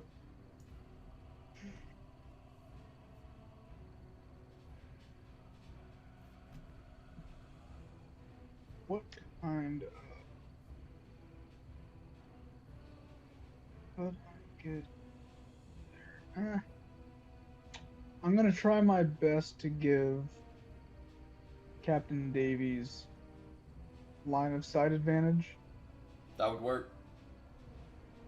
Okay. And then I'm going to hopefully not miss and hit my teammates. But I'm going to shoot this Goliath warrior. All right. All right, that would have advantage. You don't need to roll for damage. How do you want to do this? I'm a lair bear. Like, look, like, kind of make sure Captain Alistair kind of sees me out the corner of his eye. And I just blow its head off. Well met.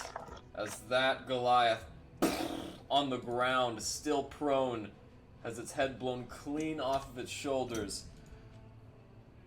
We are going to take our bathroom break. 5 minutes, everybody, for your bathroom break. When we return, the Goliath will be the only enemy left on the board. Ooh, here we go. All right. And then, depending on the day, I switch it up. There you go. As everybody has returned back now, I believe we have just finished up with Rez's turn, which means it is now Galen's turn. Alright, cool. Gonna move 5, 10, 15, 20, 25. And my usual big boy swings. Let's go. Bam. Or swing, I suppose. Damn. Unfortunately, that misses. Fuck.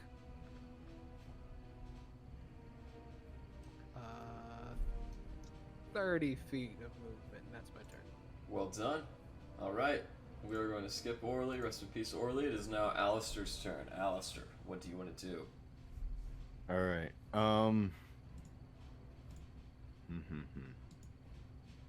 So he's a werebear. He's a werebear. I will do Tasha's Caustic Brew. Pull out a bit of that rotting flesh I have in my bag. Sure. As everyone does.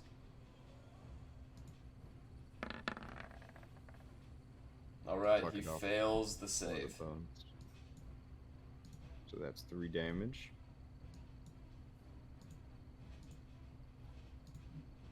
Perfect. And As you guys then- watch this caustic brew spray into his form, he's forced to stand upright again as he takes the full damage. What else do you want to do? Surprise, surprise. Flamethrower to the face. Alright. Rolling pretty high. Let's see here.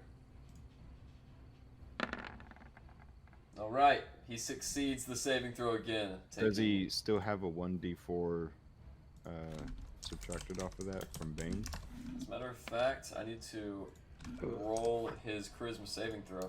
He gets to roll a charisma save every round, right? Pretty I don't know. sure. I didn't cast it. Don't ask me. Sure that. Alright, he does succeed and is no longer baned. I don't. So I just didn't fucking hit him. Unfortunately not, but he takes half damage from the Eldritch Cannon. He does, so that's 5 points of fire damage. For him, that's going to be 50. He's vulnerable as he screams out in pain. He doesn't. He doesn't get to re-roll the save. He just. It's until I drop it. Okay, okay. In that case, well, he still unfortunately succeeds, as that's still a 10, and the saving throw's a 10. Oh no, wait, the saving throw's a 14. Okay. Yeah. So you dealt 20 damage instead of 10. Does that end your turn? Let me double check.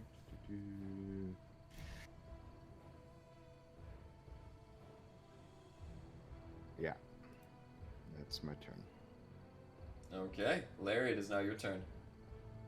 All right. I'm gonna look at him, at this werebear in front of me, and I'm gonna do like I do with my dog and say, "Ouchie!" And then, I'm gonna.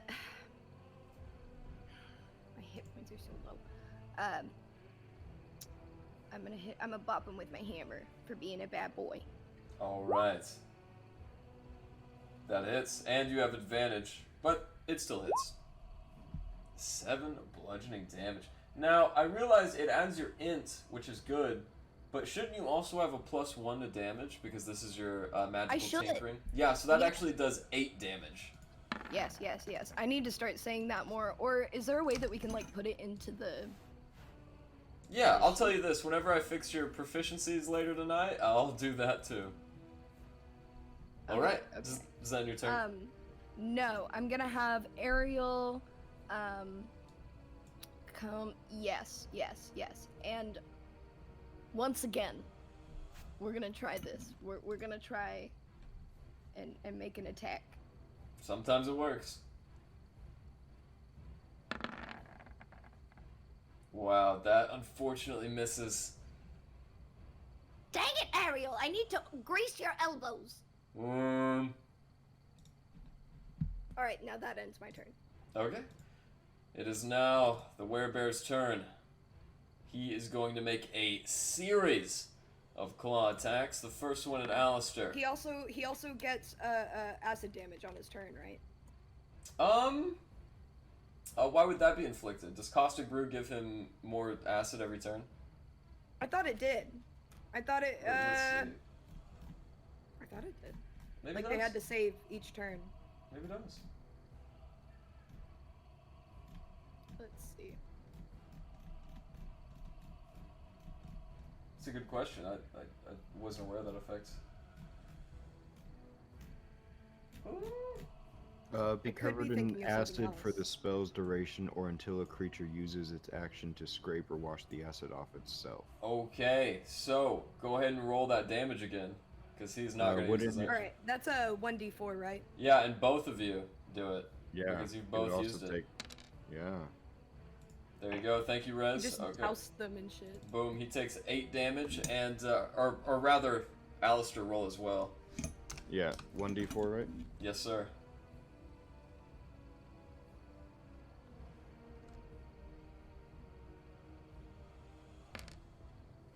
Well done. Okay. 27 damage in total.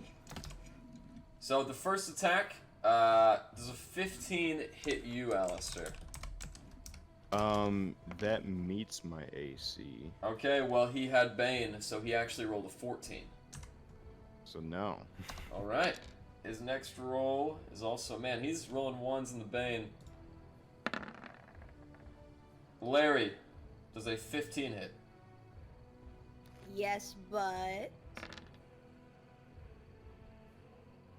Aha! Does a 12 hit? A 12? Yes. Oh shit, I think that's my AC. Hold on, I can't talk. Damn. Yeah, it is. So, Larry, you take 16 points of slashing damage. You are unconscious again. As you guys watch this werebear sink its claws into Larry, it throws her body to the ground. Woo! And that ends its turn. Erlond, as you see this, what would you like to do? I'm real sick of my friends going down, y'all. Come on now. Just kidding. Just kidding. Just kidding, he loves it. Yeah, so I'm just gonna cast... I'm on top of the Mammoth, so I can cast Guiding Bolt and not hit anybody, correct? Yeah, technically that is correct, because he is much taller than everybody else around. Yeah. Okay, so I'm gonna cast Guiding Bolt. Alright. Does that hit? Unfortunately, it barely hits. Go ahead and roll for damage.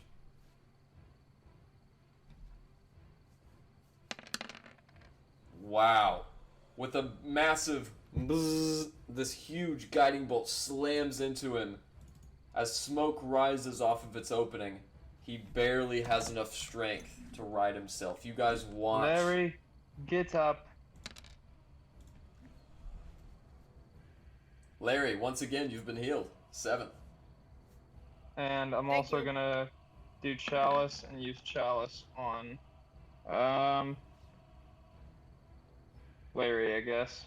We'll just Alright. keep on healing Larry up. Thank you, thank you. You are now at 16 health points, Larry, and it will be not Rez's turn, because I accidentally skipped Rory. So, Rory, you are about 1 round away from finishing your spell and healing everyone. Do you want to use your turn to do that, or cancel the casting and do something else? Do I get to roll a medical check to check on everyone's health condition? You can just look around with your infusion, and you can see that Captain Davies is very hurt. So is Glenn and Larry. And as a matter of fact, only one of your party members is at full health, and that's you and Aralas. Yeah, I'm gonna finishing my casting for this round. Okay.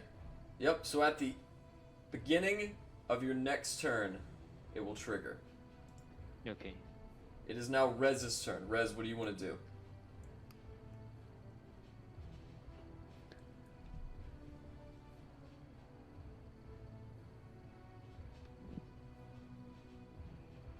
Yo, Rez.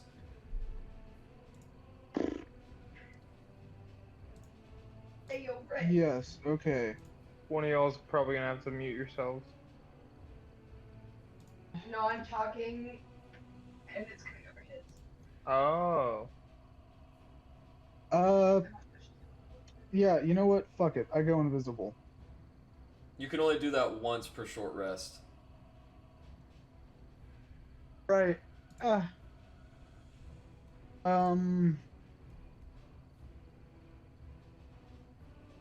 Since this mammoth is a friend,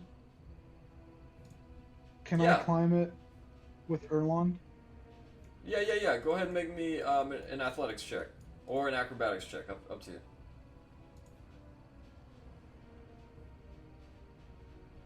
How all fair?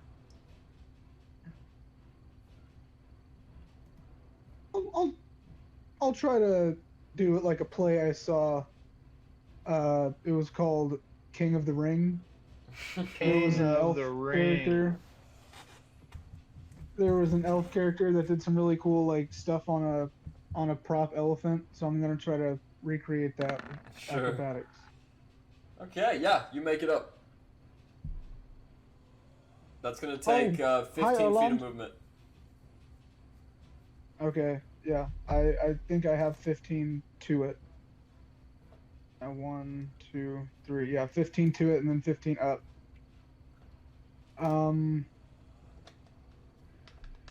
I. You know what? What? What? In the butt. I'll look at this guy. Just say, you're a werebear, but you're their bear, and their bear is where the werebear is going to die. Hopefully, getting him to laugh with vicious mockery. God, I hope this doesn't work. God, I hope this doesn't work.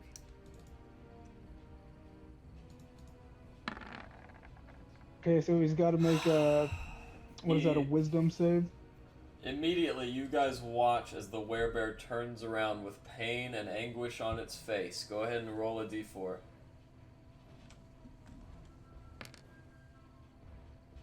Okay.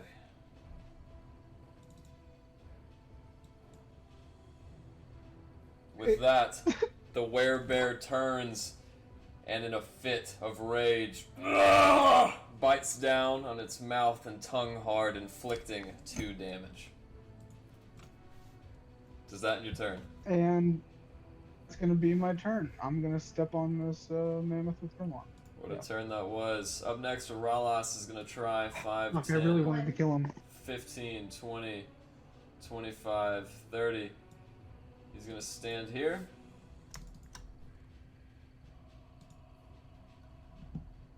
And he is going to create bonfire beneath the creature. He has to roll a dex saving throw.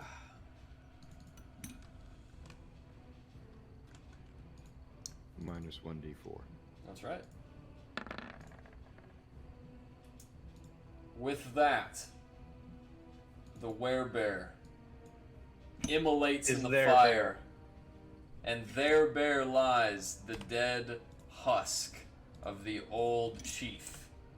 As he returns back to his human form, you guys see a small line of black blood twinkle out of his face, and combat is over. As you sit around in this brief window of silence after the fight, Rory, your spell is cast. Which 6 allies do you want to heal? Start from the lowest one, Captain Davis, and I cannot see the name above him, the token guys above him. Glenn, and then Larry. Alright. My steel defender could use a little healing. As you guys all take 12 hit points, everybody add 12 hit points, including Rez and Erland. However, Rory, you notice something peculiar. For whatever reason... Are those temporary hit points too, or no? No, they're not temporary.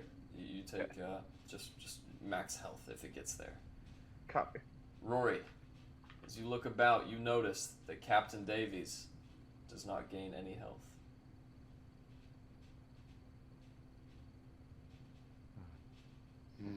Interesting.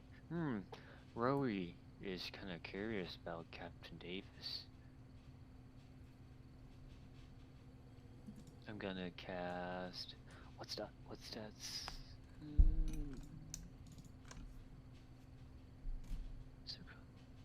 I'm gonna use Eyes of the Grave to see if he is in undead. Okay. Yes. As a matter of fact, you realize that Alistair Davies is an undead creature. Dun dun dun! Rory's not Next happy week on about Dragon Ball undead. Z. Rory's not happy about undead people. And kind of walk towards him. Oh, well, PvP about to take. Oh, we're about to see some PvP. What happened to you? I'm not sure what you mean. Go ahead and roll a deception check, Alistair.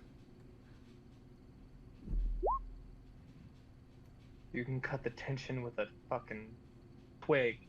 Rory, you know that Alistair is undead. However, the rest of you seem to be a little convinced. Anyone can roll me an insight check at this time if they wish. Oh, I'm in. Mr. Nosy right here. Oh, come on. Should I use my DM's luck for that? If you'd like. No. It'll just be a natural one. Yeah. None of you are No, convinced by Rory. DM's luck lets me reroll, you said. It does. So you would get a 4. He's as alive as the rest of us. Yeah, Rory, I think you're a bit off on this one. No. And I thought I was crazy. Rory can sense the undead. In Captain Davis, he is undead. Nope. Does Erlon have a way of sensing the undead? I don't know. I don't either. When Rory Will you was help me? healing, Erland, you are aware that your Cure Wounds spell cannot heal undead creatures. Erlon has fine. one more spell. You know and what? He You is know gonna. what? Here. Sorry, my bad. Sorry. No, you're good. You're good. Rez, you Go ahead. discover 4. No, I don't want to interrupt. Go ahead. Rez, you discover 4 javelins and 2 bottles of spirit water. Is there anything shiny that might catch my eye? There are 3 crudely crafted great axes. I'll take one. Are there any raw materials, leather, metal, wood? Plenty. As a matter of fact, all of the soldiers wear hide armor that is of 12 AC. And the head chieftain, Chief Akanata, he has a bear cloak, which is much longer and much worse taken care of than Glenn's. I will. I will take all of them. Okay. Are there any that like are better than mine? Because I just have leather armor right now. No, actually, this hide armor is much worse than leather. Okay. So, I was gonna do something, and then, after some thought, I've decided I'm going to cast Speak with Animals on this mammoth that I'm currently on. Okay. listen to Rory. Rory sensed that Captain Davis is undead. You know what? Fine, Rory. Just to put this debate to rest, fine. And I use divine sense. Does it make a difference? Honestly, does it make aren't we all? We've all. Whoa, dead. Yeah. Glenn, you also realize that Alistair is undead. Holy shit. See? Okay. Rory was right. So, with this, do I have to wait 10 minutes until I can talk to the animal? No, that's how long it lasts. Okay, gotcha. The mammoth kind of looks around all of you curiously, a little bit frightened. Excuse me, Mr. Mammoth. Hello there. I'm sorry about the ruckus we've caused, and if any harm came to you. Were these Goliaths your friends? Actually, they only fed me. I wouldn't consider them very fond friends. Well, if you'd like, I would love to have you accompany me and my friends on our journey, and just beware, there will be some battles like the one that you just witnessed, but we would love to just have you tag along, and every now and then I will do this, and we can talk, and you can tell me about if you're not liking anything, or if there's anything that you would like changed. Sounds good. I'm very sorry that I killed your Axebeak. It's okay. I'll let it slide. We have you now. Oh wait, I don't hear that. What did the little dragon say to me just then? She's just trying to be friendly and wants you to feel welcome. Alright, you might want to keep away from Makista. Occasionally, I shit out of there. I will warn the guys and gal. Thank you Gals for your now. We have Rory. hospitality. I'm looking forward to our adventures together. Absolutely, yes. Me as well. And just like that, guys, we got a pet fucking mammoth. As the mammoth pulls the sled forward, the wagon rather, and you all climb aboard, the party and Vondel inevitably get back on the road. You guys are bound for Kerkonic. However, where your destination lies is ultimately up to you. What would you all like to do? I would like to clean up after such a battle. I did go down at least 3 times, so I'll prune my nails and scales and such. As you do so, Larry, one of your nails, you notice, is much longer than the others. It's almost like a black talon. It's that coke nail. I'll try to gnaw on it a bit, get it even, maybe. It's a little salty.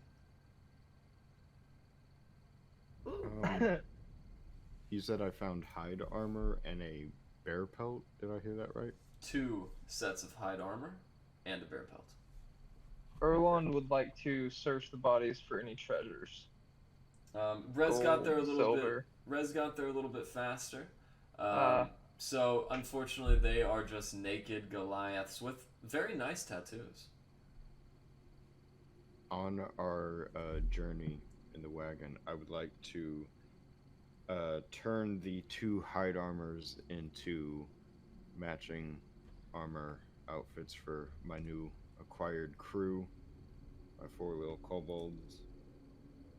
And what do they say on it? What's our group name, guys? Is this where we name ourselves? This is not where for we you name guys. ourselves. It's for the little kobolds that I acquired. Yeah, well, guess what? They're ours too, you little shit. I just got us a mammoth. Our little fucking. Dogs. There are little cheerleaders now. Hey, you No, can they're just they're talk my over- little kobolds. Erlon is officially just riding this mammoth. Like this is his fucking palace now. You have your mammoth. I have my 4 little kobolds that I kidnapped. All right, fine. technically. You can name your My kobolds giant whatever metal you want. monster. We'll group decision here. Besides Mr. Alistair Undead Davies up there, okay. What kind of flags do we want to put on the side of my mammoth? I think maybe 2 like banner flags hanging from each tusk could be very fun. Winter, ice, and sea. Winter, ice, and sea. What should we call ourselves? Yeah, we have been traveling together for quite a while. Shouldn't we start referring to ourselves as something? Yeah, I think maybe it is time that we franchise. I think It's the Larry Bunch. Larry and the gang, is that the space that you're in right now? Oh, Larry only thinks about Larry. What if we did the Glen Gang? The Glen Gang! Captain Glenn and his friends. I'm voting that down. And crew. We're thinking Zania sounds good. What was that? Insomnia. What's that mean? I don't know. Marie thinks that. Marie thinks it's a good word. No, yo. Rory, No, you've been here's right what we before. do. What was a Everybody- big bonding moment for our group? Okay, everybody give me the first letter of your name. G. E. L, and an Gel. A for Ariel. Okay, so we've got Glenn, Erlon, Larry, Ariel, Oralis, Alistair. Lots of A's. Arr. And an R. Arr. Okay, wait. Glenn, Garrett's probably Erlon, loving Larry, this. Alistair, Garrett, is Oralis. this what you thought you'd be doing? No. We have Rory, Arr. and then we have Rez. Okay. This ain't bad. Delar. Rah. Durr. Guys, we're Gralara. Grolara. Nope, that's Let me see all those letters. Gralara. Hey, why don't we call What if ourselves? What if the we were the new- Gala? Why don't we just make ourselves the new Blades of the Axe?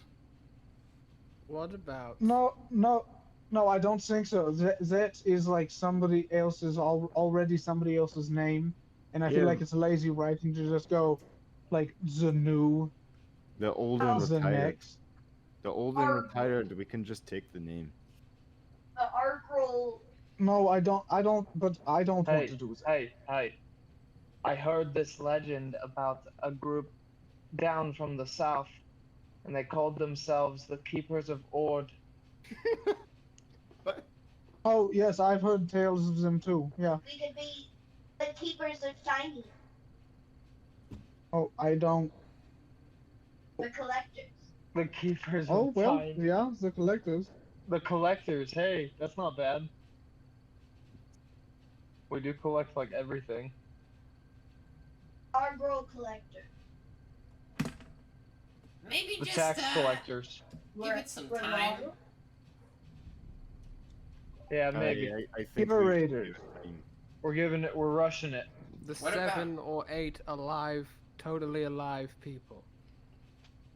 What about the kobold kidnappers? Oh. Wait, We didn't shut your kidnap mouth. you. Thank you. Okay. Makes us sound like bad guys. Don't like You that. speak. Oh, when your also captain little speaks to you. kobolds. I'm just throwing Yes, it out little there. kobolds. You listen to what he says. This kobold I'm right your here, captain. does whatever she wants. Don't take what she does as an example of what to do.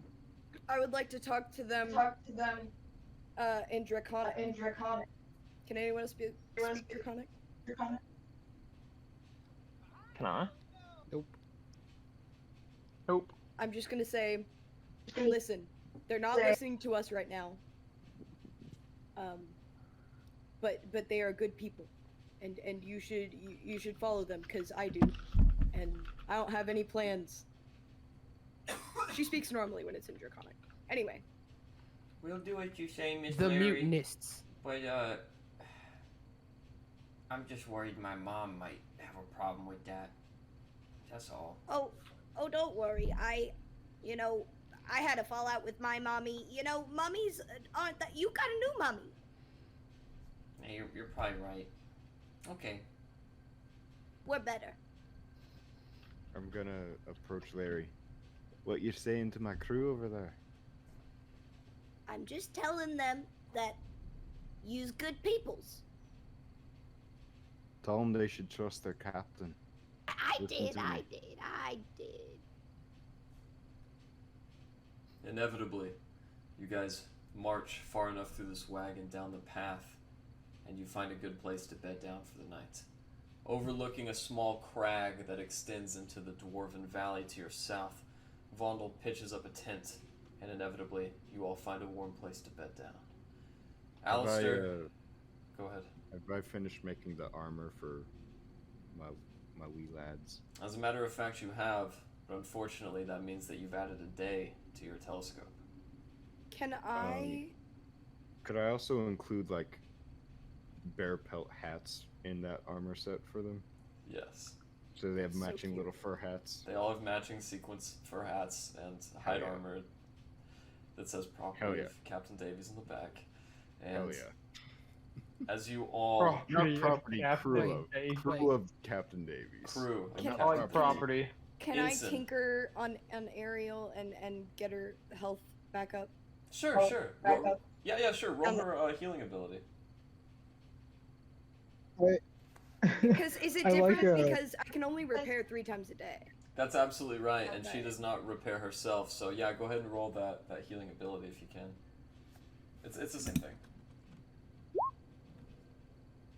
Nice. You know That's what? about- There's no way that can't put her to full. So she's going to be at 20 HP.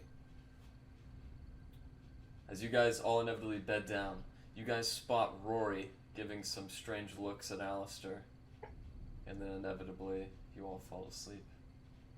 Glenn, as you are battening the hatches, you come awake atop this ship.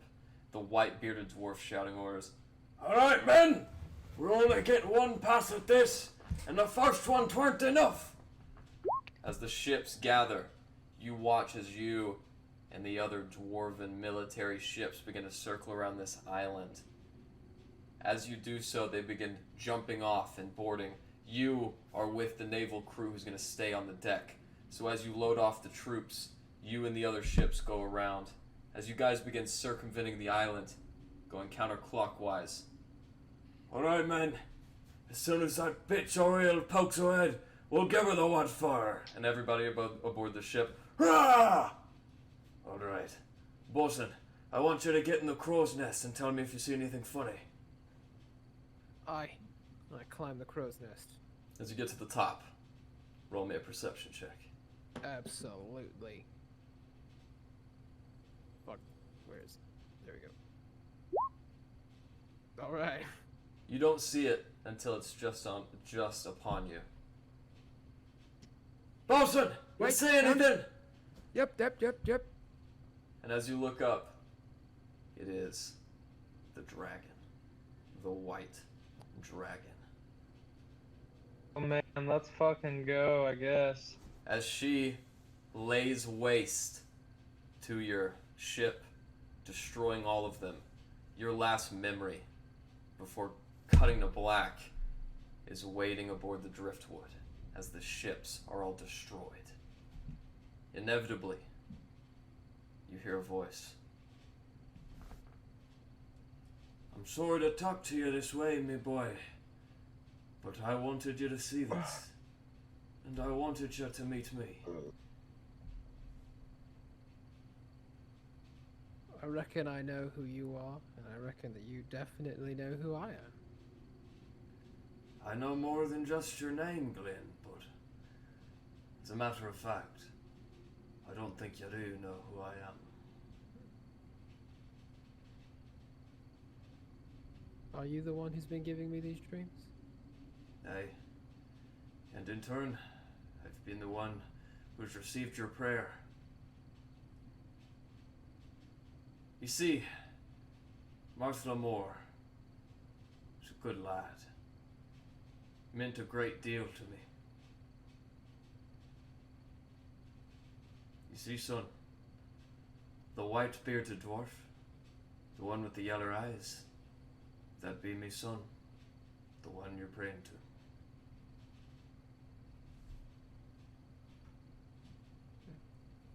So, Moslamore is your son.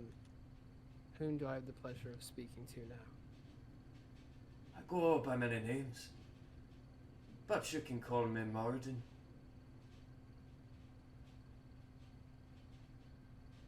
Walden, are you the one who's bestowed upon me these abilities that I've found myself with? Aye. You see, son, me boy and all the assembled navies of the dwarvish armies stormed the island in hopes of killing Ariel and putting an end to this winter. Instead, they were destroyed themselves, and the bastard Frost Queen killed me youngest son. Now his prayers fall on deaf ears until I corresponded and heard you whispering in the night.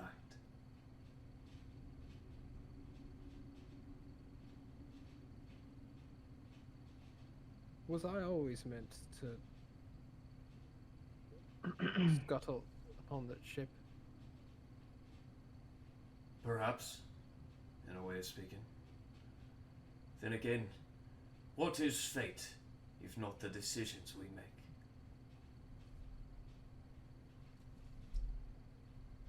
I think I'd like to wake up now. And so you shall. But take with you, me mark. It'll protect you, Glenn, and all those you love. There are dark times ahead, but know that the light of faith shines through even the deepest abyss. As you feel a pain filling your chest, Glenn, you wake up. Searing like hot fire, it only stays for a second. I immediately check, like I'm tearing at my clothing. As you look down at your chest, you see seared into your skin a massive, broad forge, and above it, a ship's wheel.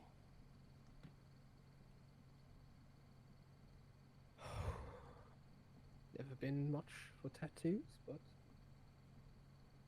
what's one? Inevitably, the rest of you come to your feet. As you all get in the wagon together, it's up to you if you'd like to disclose anything you saw, Glenn. Okay. Inevitably, you all make it back to Carconig. At about this time, Vondel sallies up in his wagon, parks it by. This has been a great adventure. I want to thank all of you for being patient with this old dwarf.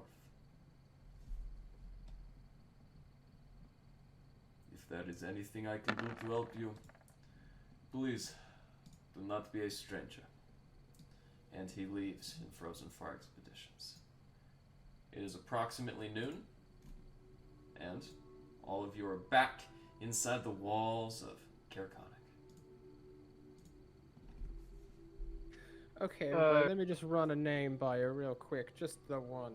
Just the one, and then we'll call this. We'll put this to bed. A murder of drunkards. How's that, everybody? Like a murder of crows, but instead, a murder of drunkards.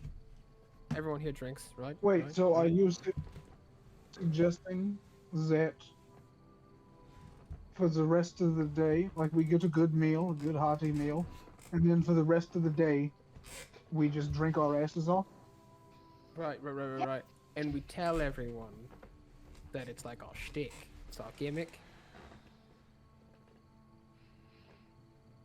Okay, that sounds good, but also, either before we start drinking or after, at some point, Or we during. should talk about, where we're going, what our plan is. I think I need a physical from a doctor. I got big. Actually, would Larry know? Larry is not very well versed in lycanthropy. However, Rory, you saw that Larry was bitten by the werebear, and you know this.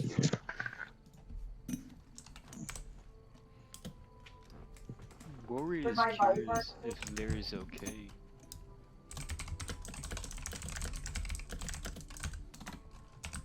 Are you okay, Larry? Does I don't know. Larry look at all? Like, does she look different than how she usually does? Go ahead and roll a perception or an investigation check. Okay. You don't see anything. Not a thing. I make checkers. It won't be any use till my proficiencies are all. I drink that alcohol. Rory have to tell you something, Larry. It's a bad thing to get bitten by the bear.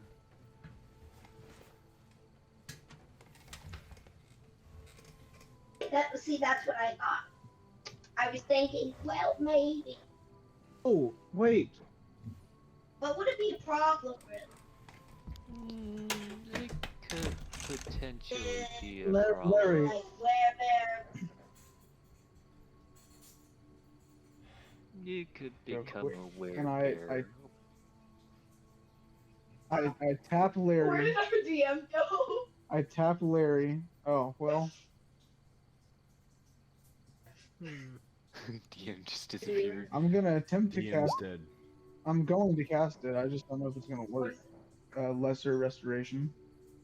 What's that? It you touch a creature and it can end either one disease or one condition afflicting it. But no one said that I didn't want to be a werewolf. I just said that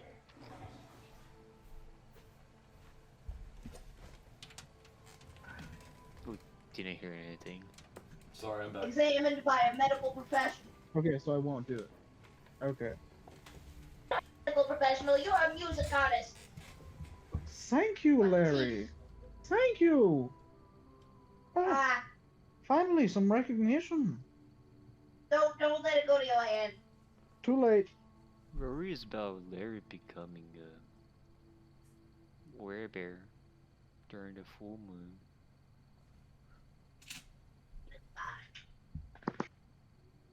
Does Erlon, So y'all Larry get want to to get play drunk? a fucking werebear? Is that what's about Erland. to happen?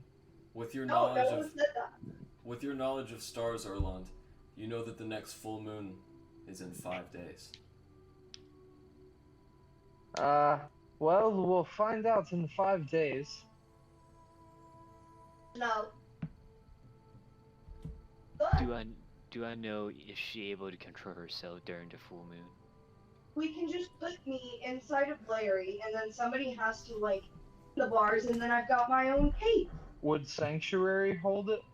Or hold a werebear form? You're not sure completely, Erland. However, Rory, you know that it's very seldom that a new lycanthrope is able to retain their consciousness on their first turn. Meaning that on the next full moon, it's possible that Larry could just go ballistic. Yeah. I'm saying, like, does anyone here have a spell that can, like, put Larry into, like, a different realm or something? For the time being. Like, Can we just Excuse me? banish Larry? Huh? like, you know how we had that one where it was, like, the castle thing Yes. No. in Yes. the last one? It is possible, but only the spellcasters in the party would know. Inevitably, So, Alistair. Oh, go ahead, Rez. I was just gonna say, like, okay, so, like, what's the plan? Where are we going? Who are we going to? You know what I think we should do, honestly? We just fought a dragon and lived. I'd love to go fight a dragon and die. What? I pull out that golden and I say, we should go to the golden meadery or whatever, the honeydew meadery. We should go there. Yeah? Yeah, we've got a ribbon for a tour and they've shut down apparently.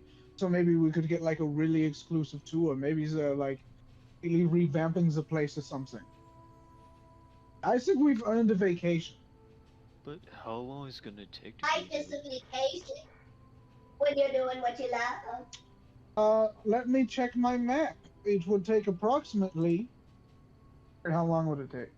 About a day by wagon. Take about a day to get to the honeydew meadery. Honestly, not that bad. Instead, we could have a nice festive drink for the evening, and then tomorrow or in a few days, we could head out to the honeydew meadery and figure out what's going on there. I mean, it's bound to be interesting. A meadery doesn't just shut down. I guess.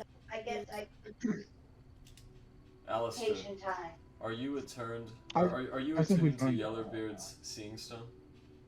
I am. As you get out of the wagon, Alistair, and you look around yourself, you see Duragar on every street corner. Durgar filtering into houses. Invisible creatures, these invisible dark-skinned dwarves, seem to occupy almost every city block or area sizable enough to be that size. As you look around and you see all these creatures running to and fro, you realize that they are all cloaked in magical invisibility. Arion. On me. Huddle up. Just gonna like wave everyone in. Rory stumbles in. Everyone's okay. Ho. The Derga here. Every corner. Places crawling with them. Invisible. Cloaked.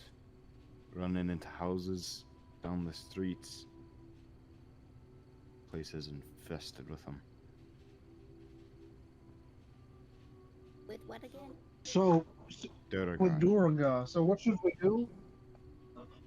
So what do we do about it? I say we find out where they're going. Cut off the head of the snake.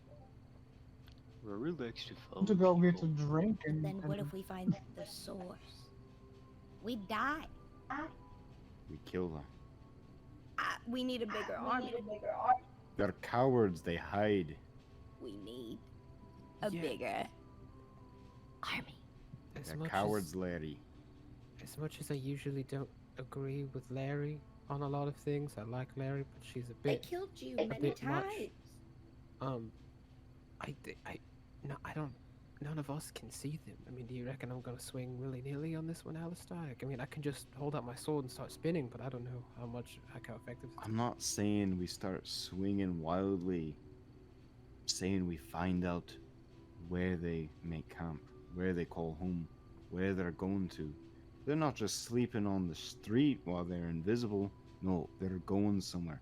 They're stealing all of these metals, these precious items from these homes, and they're taking them somewhere. I say we stop it. We need to make a robot army. We don't have time to make a robot You and me, army. Let's Alistair, just- I'll make the little beings.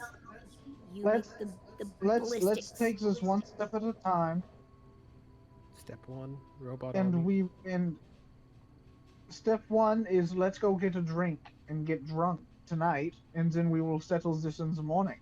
DM, is there one relatively close to us? There's one about 50 feet away from you guys, and just for reference's sake, you guys are at the Frozen Far Expeditions waypoint. There's one about 50 feet away from you guys, fumbling around with the loose tools in the stable. Could I nonchalantly, just kind of like looking around, like I don't notice him, walk up to him and then just grab him by the throat? Go ahead and make a deception check, because that is a little bit of acting there to walk by. Very exciting plan, though. Alright. Good enough. And as you walk by, he doesn't notice you. I would like to just grab him by the throat with my robotic hand. You guys watch as he automatically falls out of invisibility. And you hear something else too. Footfalls running up the path. Oh, so you found one. Let me have at him. It is Master Trovis. Hold. I'm not finished with him yet. Alright, but you better have a good reason. Is the Durgar still invisible? No, he is fallen out of his cloak. He is very visible. I'm gonna hold him up for everyone to see. This is what I'm talking about. Women These and look- children, men from the town, everybody convenes on your location, and you're actually drawing quite a bit of a crowd, Alistair, as they all look at you holding this dark-skinned dwarf by the throat. These cloaked devils are breaking into your homes, stealing your valuables. All of them infested like roaches. You never told us about this, Trovis. I say we kill him. No. Law and jurisprudence has its place. I am the town speaker, so I get to kill him. Alistair's gonna press his gun up against the temple of the Duragar. And And my dad's rich, pull- so I get to kill him. pull the hammer back. I'm gonna whisper in the Duragar's ear. You give up where the rest are, maybe you walk out of this.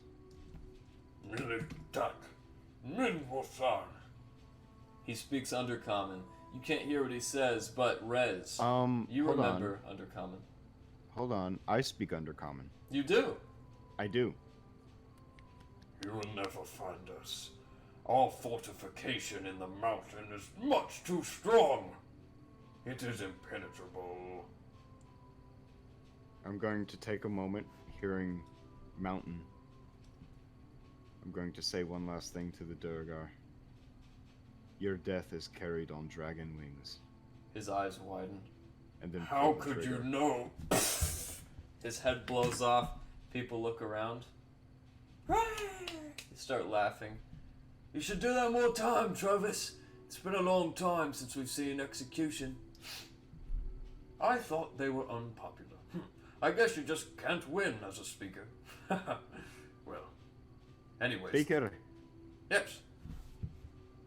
I know where they are. Is that so? Me and my party here, we're quite capable. For the right amount of gold, we could eliminate this pest for you. And are you all willing to rid this problem from us? Oh, not just for gold, for shinies of all sorts. Yes, yes, yes. Shinies? Well, I can spare a few items from the vault. And what about you, Mr. Bard? Are you ready to get your feet dirty? You just skipped a lot. What'd you say? We have no idea who you talk to. And what about you, Mr. Bard? Are you ready to do some dirty business?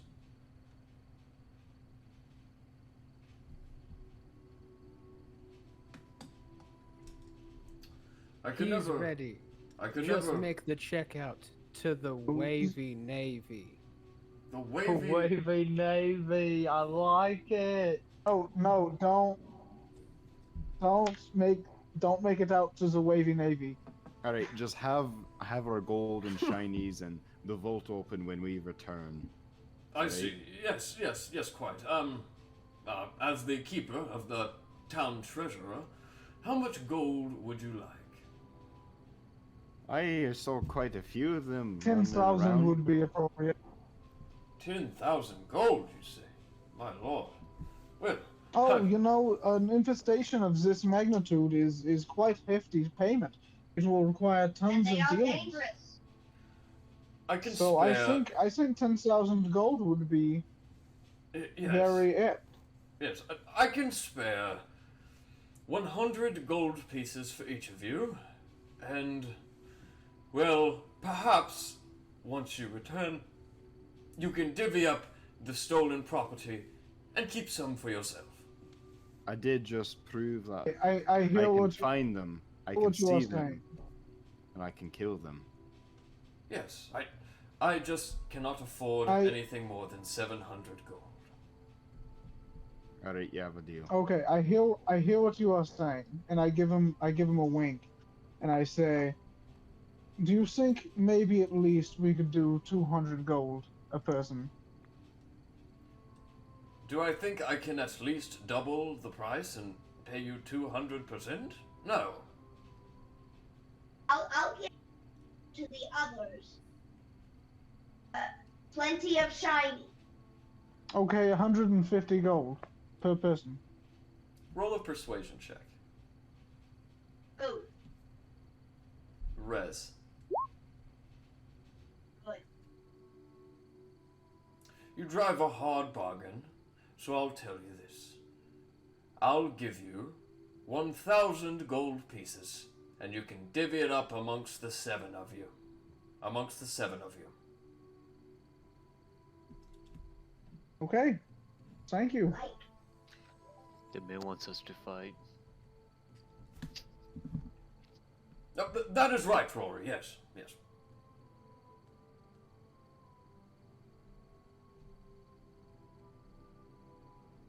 All right. Alistair's gonna turn to the party. Alright. Stock up on what you need now. I know where we're going. You best be ready for a fight. Rory can wants trust- to go to Go ahead. the sorry. weapon shop. Rory wants to go to a weapon shop.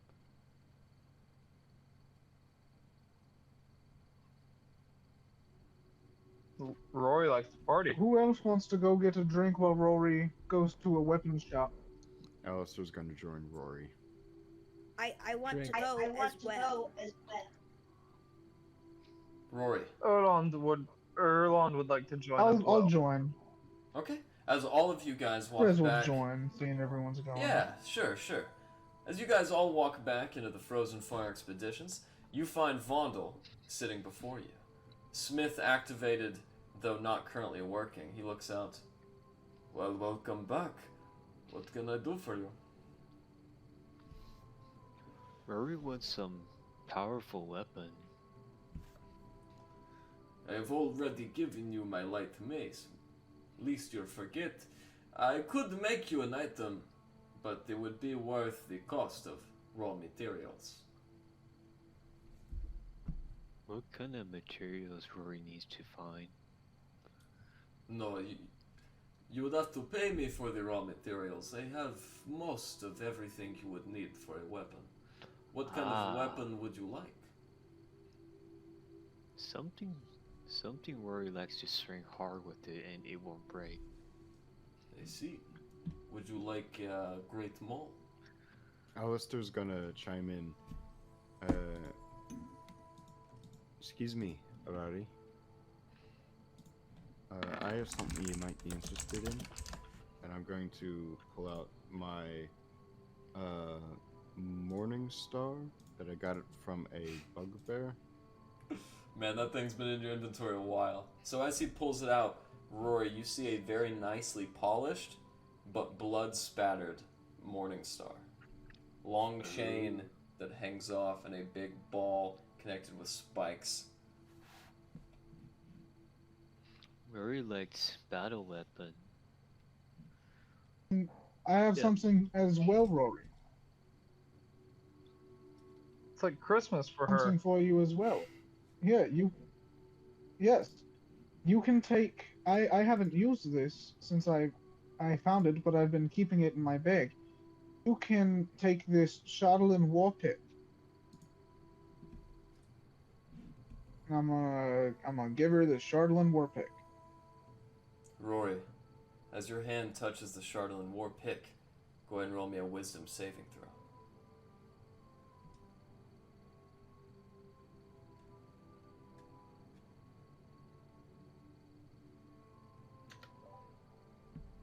Me or? Yes. Oh, I was like wisdom saving throw. That didn't process through my mind, but wisdom saving throw. That's okay.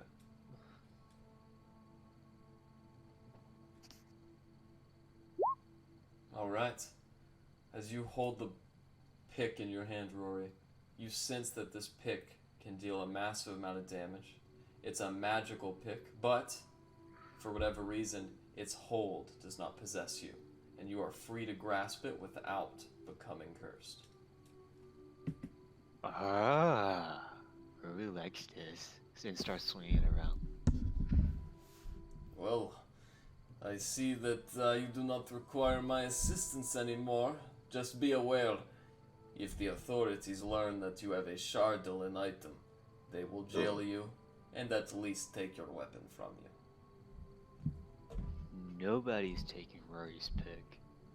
That's the spirit, my girl. Now, happy hunting. Would you by chance have any materials for sale? Wood, metal, leather, the likes? Why, yes. Just Dragon before scales. Can I Well. rent your forge? As a matter of fact, I do have some dragon scales. However, they are very ancient.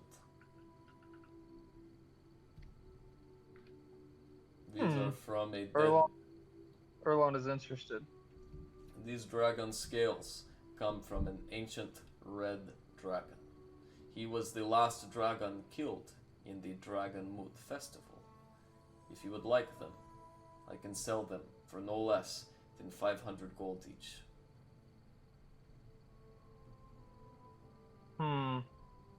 I'll let the other guys do some shopping while I think about it. Take your time. Can I at least view them? Why, of course. He takes out 3 equally sized wrapped pieces of parchment and unfurls 3 perfectly preserved, bright red with streaks of orange in them. These are definitely dragon scales. Larry, go ahead and roll me an intelligence check.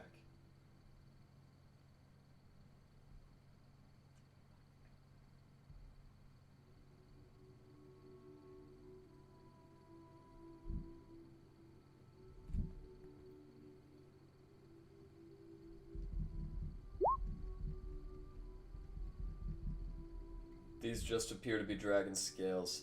Can't sense anything other than that, Larry. As Vonda looks over to you, Alistair. And what exactly do you need? I have just returned from Dwarven Valley.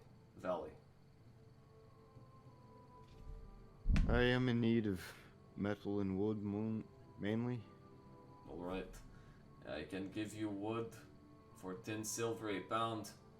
And, what you say, metal. Depending on the kind of metal, the price change, but 1 gold per pound of steel will suffice. Alright. I'll take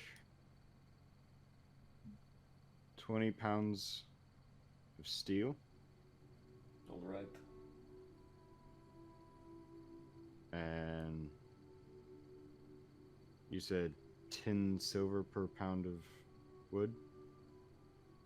That is correct. So I've just realized they're both 1 gold for a pound each.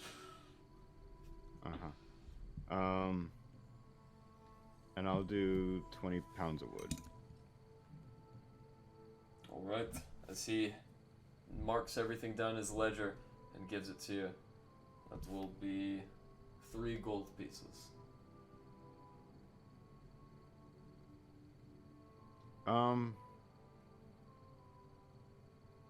Actually, wait a minute. You said 10 pounds of silver?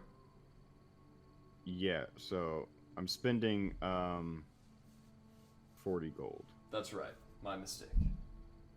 Yeah.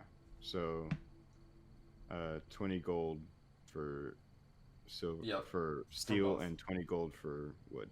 Yep, and as he wheels them both out in 2 large wheelbarrows, I will even keep it here until you are ready to forge. I'm gonna open up my bag of holding and just push it in. No need. Nice trick.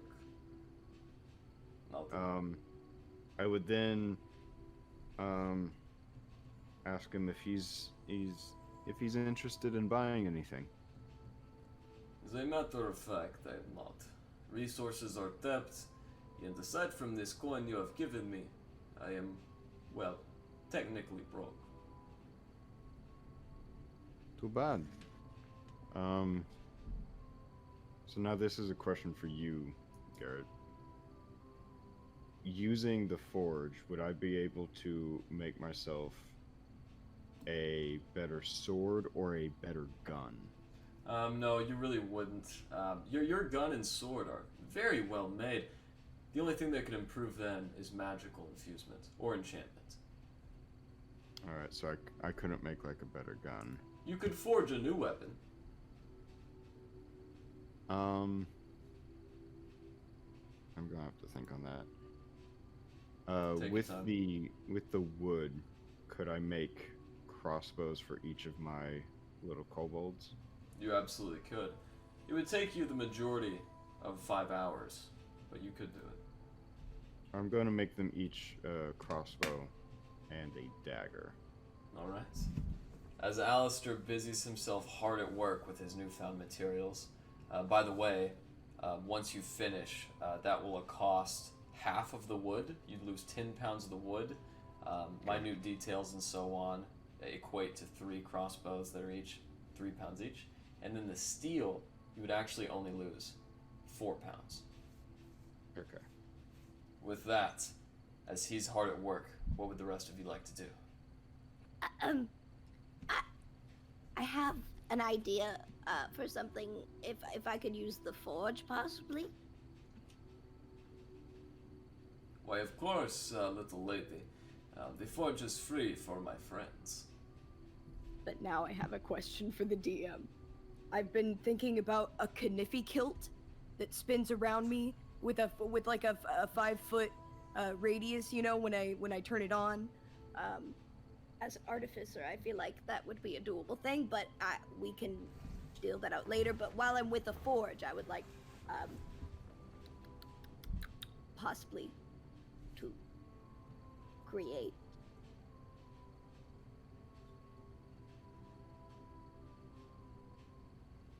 So would you like to create the skirt with the forge? Okay. So the only thing that you don't have right now is the fabric. What are you using as fabric? Yes. So, for like the blades, that would just be scrap metal I've collected, Right. and like various like the random axe and tools and stuff. I would say that the belt and everything else could just be made out of metal and like sit on my on top of my clothes. Of course. So maybe I'm misunderstanding. Is the kilt a fabric quilt? Or kilt, rather? Oh no, it is made out of metal and blades. It's made out of metal and blades. Okay. So since this is a new type of weapon that's never been made before, and I assume you do intend to use it for combat purposes, it'll take a few days. So this will be the first day, and as we walk into next session, we'll say that you will have spent the rest of the day forging this item. Okay. With that, I will need to come up with an amount of gold that you need to make this weapon. For now, take away... I have quite a bit. Yeah, that's right. For now, take away 20 gold. As they're hard at work and the soot begins to collect in the air, the rest of you make your way to the hook, line, and sinker, if I'm not mistaken. Yeah. As you do so, you look in. Alright, time for the line. At about that time, a massive line does form, but poking his head over is Iglander. Hi, my beautiful son and his friends. Welcome back. Hello, Father. How's business today? Good, very good. I'm glad to see you've made it back. Where are your sailing pals? You know, it's actually interesting. I hadn't thought about how I was gonna handle this whenever we got back. They died via White Dragon at the side of my shipwreck. Dragon, you say? Yep, big old white one. Well, that's no good. Right, not great. We kind of were getting along for a brief moment. Then it put that to bed. You hear other people murmuring. No way there could be a dragon. Dragons? Aye. Me Yeah, son's you, no liar. you know, I wrote a song about it. You did? If you would care for me to sing a song about our adventure. Aye. The board I'm paying isn't really worth this coin. I pull out my dual smyrn and I start playing a gentle tune. You know, we went out to the barren waste. We went to the frozen sea. We found a ship that was scuttled on the shore. And we went down in just to see what to see. And then we heard wing beats and we saw there were teeth. Holy shit, it's a dragon. Oh my god, we're gonna die. But we didn't die. We took its loot and shit. And then we went away and burned its lair down. Well done. Surprisingly competent. Here's a gold piece for your troubles, Mr. Bard. Oh, thank you, thank you. Joined by the soliloquy of Rez's voice, you guys watch as a few Durgar, rather should I say Alistair, you watch as a few Durgar walk into the bar and begin scoping out the place. As they do so, that is where we will leave off. Ooh. Ooh. Now it feels too early because I got here late. Alistair, it seems Right? like you